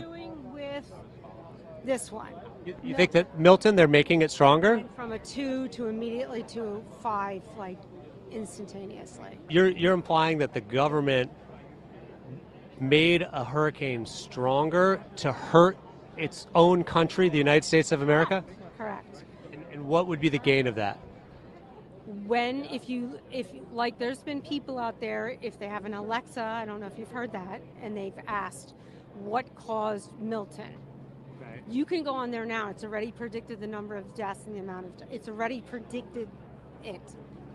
On a Google, it won't do that. If you ask it about Helene, it'll tell you the government actively used seed clouding. This is before Helene even happened. Why would a country want to have a hurricane be strong and hit its own country? Because they want to control certain places. And if you're looking at where the hurricane's going, it's a lot of red states. If you're looking at the counties in North Carolina that were hit, there were all of them, 26 out of 28 of those counties were for Trump. They're doing whatever they can because they can't rig the election. Even control the weather? Yes. Going to heaven. Full stop. I'm going to be apologizing for making a mistake, for saying that if you don't pay tithe, you might not make it to heaven. I'm sorry, that's wrong.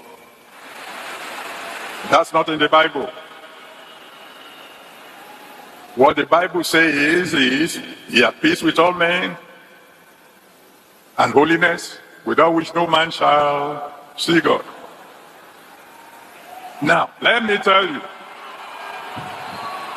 listen to me. You know, it is possible to be right and wrong at the same time. I prove it to you. I mean, I'm a scientist, so I know that. For years, we taught that light travels in straight lines. Now, is that correct? At least those of you who know a little bit of physics will say, sure, the light doesn't bend at corners, it goes straight. But later on we discover it's not just not straight as a rod. Light travels in waves, going in one direction, but in waves. It is wrong to limit you to 10%. At a time when some of you should be 20%, 30%, 40%, 10% should be for beginners. Giving should be violently.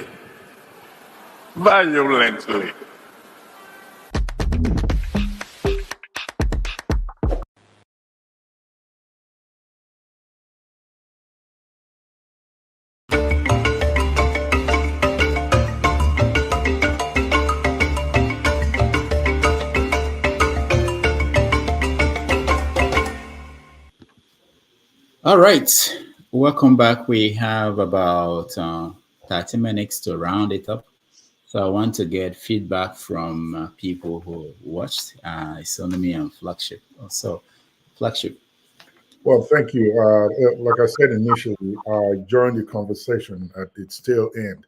But the reason I asked that question is I was having a conversation with a friend who actually is in the Marines and has worked in Lagos before, actually in Nigeria, both Lagos and Abuja at the embassy. And he posed the question to me, do I know why America is building its biggest embassy in my country and what that stands for us Nigerians and as a whole Africa as it is. Mind you, it's the biggest in the world. What would make them want to invest so much when the country seems to be going down, although there are resources and all of that there? And it was a good conversation. And that's why I posed the question to our guest today, just to get his thoughts on it. And he gave me the public knowledge in response. And I understand that there are some things you can't just say out in public, although he said he's gracefully retired and he can say whatever he wants. But the reason I asked basically is the agitation that we have currently ongoing for secession and separation in Nigeria. Every tribe wants its own region and all of that seem to be a far cry from reality. It doesn't seem like it's going to happen at all, based on my conversation with this gentleman. And I wanted to know if he was going to, if he thinks in that direction or not. So I said to ask him and see what his opinion is on it. Were you thinking that it was going to, that there is a chance that Nigeria will break? I don't think so. I really do not. I don't have that opinion, because when I look at all the agitation from everybody, the Nnamdi Kanus and the rest of them that are crying out loud for separation, most especially Biafra. It seemed like it's not going to happen. That's wishful thinking from what is really happening on the ground, what we are not privy to know about. And I would want to think that perhaps the agitators or those who really think that Nigeria should split and everybody should find their way and figure themselves out should go back and really look inwards into what the real conversation is and what is going on behind closed doors or behind the curtains, so we don't waste our time and lives of young Nigerians who are still there in this fruitless and unproductive protest that ends up in death for many. Perhaps there's another way we can chart this cause and change the conversation. And in addition to that, I met Senator Warnock, one of our senators here in the state of Georgia, at the airport one time. I was going to DC on a business trip, and he was at the airport. We were waiting at the gate to board. And in our little chit chat, the 5 minutes or so that I spent with him, he picked up my accent and asked where I was from. And I said Nigeria, and he said, wow, such a great country with so much potential, but it's ravaged and being ravaged. And I asked him a question. I said, Nigeria cannot be ravaged like you think it is without the West being involved. You guys know about everything that's going on there and how the people are being impoverished intentionally by its government. And you, America, the West, you support what its leaders are doing to its people, the citizens of the country of Nigeria. And his response actually shocked me. He said, well, you know, it's in your hands, the people. If you push back, if you come up and want to take your country back, you will get it back. Now, that's a loaded response, you know. So it tells me that, yes, the West has a hand, they have the agenda and all of that. But if the people would gather themselves together and fight back, they will back off. So waiting on this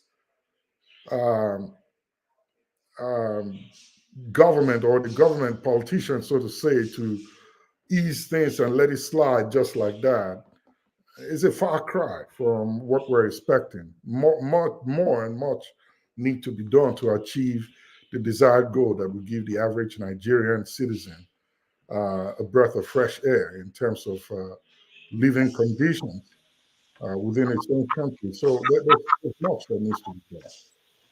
All right. Thank you, the flagship. Let me get the view of Eagles Air. Welcome to the show. Yeah, thank you so much, Rudolph Okonkwo. Although I'll be following this segment when you have a special guest, but the reason why I didn't enjoy, I don't know what to ask him. So it's better I stay on my own background and begin to watch. That is the truth about it. So, unmute yourself. I understand. Yeah. So what I'm trying to say in effect, according to the question he asked the flagship, is that whether Nigeria will be split into 2 or into 3 or 4 or that. Anything can be possible in that country. Anything can happen in that country. But how it will happen, I don't know. Nobody knows. Because if you watch the current situation of that country called Nigeria, sometimes you'll be crying that nobody beats you, but the country itself has started beating you because of the way things are moving. If you have people back home, I ask them how they are managing. You understand that these people, they are in hell. That's why when he said that he just came back from the hell, I know where he came from. He just came back from Nigeria. That's what I just summarized it immediately. So that country, the problem I happen in that country, sometimes I was listening to one of the people that built Dubai. So the young man there, we are interviewing him, asking him a lot of questions. He said that when looking at Nigeria have every potential, have every resources to be better than Dubai. But the problem Nigeria have is leadership. That when you get a wrong leadership, everything about the country has become wrong. So for Nigeria to split into two is when the wrong leadership continue to triumph over the affairs of Nigeria. When the wrong leadership began to have started to become a pilot, piloting the affairs of Nigeria, you find that there will be many problems. For instance, right now, I don't know whether this will get into, whether there will be demonstration on certain nature, because I found out that Tinubu have come with that government of Lagos to federal government Nigeria, government of tax. That I have, they have introduced something like TIN, TIN, tax income number. That as long as you have an account, you must have that TIN to show that they are collecting tax from you. And when I saw this, I said, I'm not surprised. Now, these are the things that push somebody that didn't give job. Somebody is struggling to have a square meal a day. That you're collecting tax upon that. You know, when you push somebody to the wall, what will happen? The person will bounce back. So Nigeria will bounce back. I don't know how they will bounce back to APC or whoever that happened. How it happened, I don't know. I was listening to what is his name? This young man, Dele Faretimi, in one interview. He said that the way he wants Nigeria to demonstrate against this government is to sit at home. Let everybody of Nigeria sit at home. Police will not come to your house and shoot you gun. Police will not come to your house and arrest you. Why you didn't come out? When everybody sit at home, government will know that things are going wrong. Could you imagine a bag of rice? A bag of rice is 100 something thousand naira right now. A bag of beans is 100 something thousand naira. Petrol, you know where in fact is some people are still 1,300. Just a liter of petrol. Now, when such a thing is happening, what do you expect? Chaos will come out one day. And how it will start, nobody knows. But in that country, if this situation continues this way, it may split. Because all this is something that brings agitation. You know, agitation starts from, you're not treating me well. You're not doing me well. I want to express my feeling. They don't want me to express my feeling. Now I have to agitate. That's the main issue. So I don't know. This is 1 year of Tinubu. By the time Nigeria will stay 3 years, they will understand who Tinubu is and how Nigeria will run about. But I pray if the country want to split, let it split in peaceful way. Because the bloodshedding is much. Although I know that Great Britain will not allow that because they have investment in Nigeria. I know America, who is investing $500 million in their embassy in Lagos, they will not allow such a thing to happen because when such a thing happens, they will lose a lot. So rather, they will allow people to be suppressed. Like when you talk about Adichie, new book, there's something that occurred in my mind. When you talk, I say that I wish that somebody would sit down and write a book concerning how West is handling Nigeria. What do I mean by that? Even if they know that if you become a president of a country and they have indictment in their own country, they use that opportunity, that indictment, to tell you, we're going to support you to become a president of so country so that your sin will be forgiven. But you're going to adapt, you're going to stay on what we said. That's exactly the thing that happened in Nigeria. Because if there's another person that have that case, our president now, I don't want to call his name because of the program, their president have, he found out that America will come out fully to bust in that case. But because there is some secret agreement and all the rest of them, they say, okay, let this thing be forgiven. Let it be a civil problem and sort of nature. So the problem is that who will come out and write to say that the suppression and the Westerners, the way they handle Africa is not good. For instance, and I summarize with this, I was reasoning over when you talk about Middle East, they have Al Jazeera. When you talk about Great Britain, they have BBC. When they talk about America, they have CNN. When they talk about France, they have France 24. When they talk about Russia, they have Aruti, Sota, and NNLG. These people, they are telling their story. Africa, who is telling our story? No. So splitting is a major problem because there's nobody to tell your story, nobody to say this is what concerns Africa. If open Al Jazeera, there's nothing they will talk again apart from what is happening in Israel and Gaza.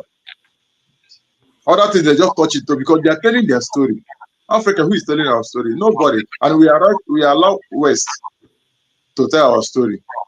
That's where problem is. So they will keep on controlling us until we decide, based on what the black sheep said, until we decide our own to do what, to take our country by ourselves and become who we want to be. That's the truth about it. Thank you. All right, thank you, Eagles Air. I wanted to mention, you talked about taxes, and I saw a story today that Enugu state government, they are going to begin to tax dead bodies in the morgue. So if you put a dead body in the morgue, every day you pay 40 Naira. So if you keep somebody there for 1 year, you can multiply it and see how much money they are going to make from your dead body. Did they give a reason for that?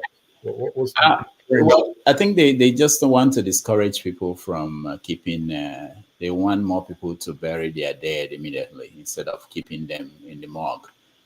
Meanwhile, there are churches that are insisting that if the body is not there, they won't come and do the funeral.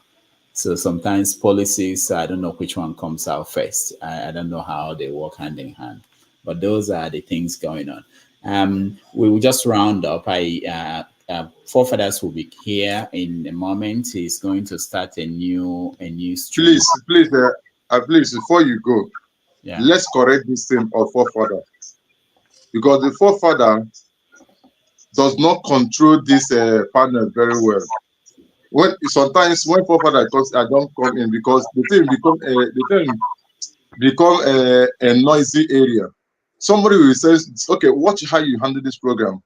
Everything moving in sequence. But when forefather comes now, you will jump, flash you, and go to some person. Before you could, somebody will interject, and the area becomes so noisy.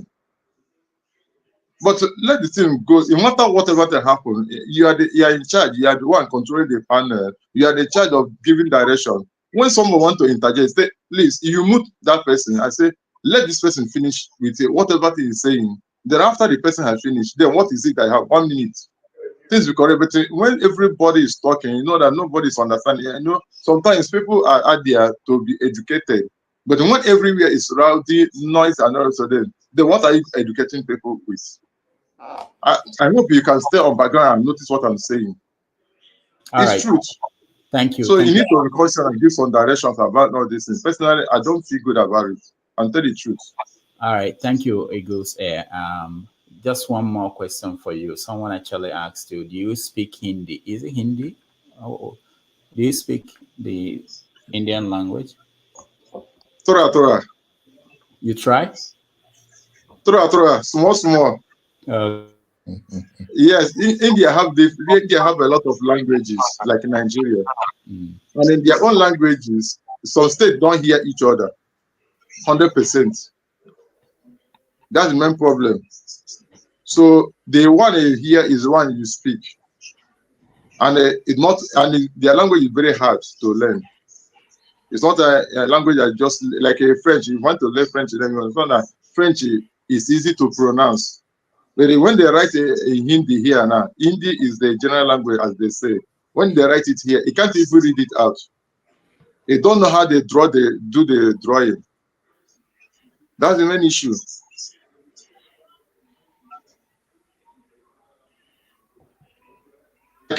Thank you, Eagles. Thank you so much. CM. Like I said, Tora is in Hindi. Then another language of India, they say they have another language. They say that little. That konjo. Konjo is little, and that is Tamil language. So it is other languages. Thank you, CM. Yes, Do you Rudolph. have any feedback on our guests and the conversation we had? I quite like. I quite like his what is that? Can I say worldview? The way he speaks about and his criticisms, because I read his page quite a lot on Facebook. I like the way he's so much. What is it called? When I say, I think Achebe is his favorite. So that's what I wanted to ask him, but I decided let me leave that out and then go to something that should be more distant.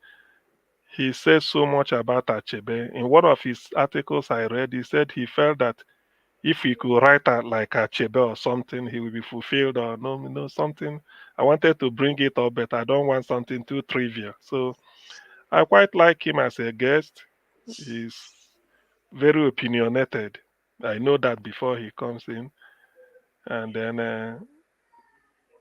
the questions he was answering, I think he's straight from the heart. I don't think he's being political in terms of answering, evading question or answering question. He's quite, to me, he's down to earth. That is why we rate him. I like him as a guest. What he discussed, yes. We need voices like that, genuine, very clear in what he's saying. I don't think he has it's more of he has a political camp he belongs to. I don't think so. So nothing informs his analysis than what he had in his heart. He just said the way it is. So I knew about him, and then in fact, when I thought he was the person that won the LNG prize. Maybe it was. No, to be honest, I said, so this man, I will joke with. No, and I read, I said, Familoni. I said, okay, maybe he's coming to discuss about the LNG something. I said, okay. I thought he was the person that got the prize after, because I remember he was here when he came back from Oxford. One time he went there for something last year or last 2 years. So I do follow him. He's a good guest. I quite. It's just that my network was playing up, so I couldn't fire the second question or beat when he left. But I'm quite. He's a lovely, jovial, jolly fellow. Somebody to have as a friend. I quite like him as a person. And then I can't see anything to fault him on, because he's not politically inclined. So you can't just use Nigerian political what is it called, all this nonsense to tie him or to implicate him somewhere or criticize his viewpoint. But he's like outside looking in, and then looking in with, it doesn't really concern him. So all he wants is enjoy his life. He's quite a very sociable person. And then I mean, you also love him now, don't you? You like him. You like He's my man. Yeah, he's my man. He's a nice man. So but if you're a nice writer, you should be careful with him if you're a writer, because if he comes after you, you're finished. He criticizes. He criticizes a lot, but in the end, in fact, what I wanted to tell him in his second round before he left, let me not say it. After I've said Pa Ikhide Kelo, he will say yes. I said, now fine, you no kill person, because that's always That's true. That's his slogan. Thank you. When Thank he you. criticizes, he said, now fine, I no kill person. Yeah. Okay, thank you. Thank you. Electricity, welcome.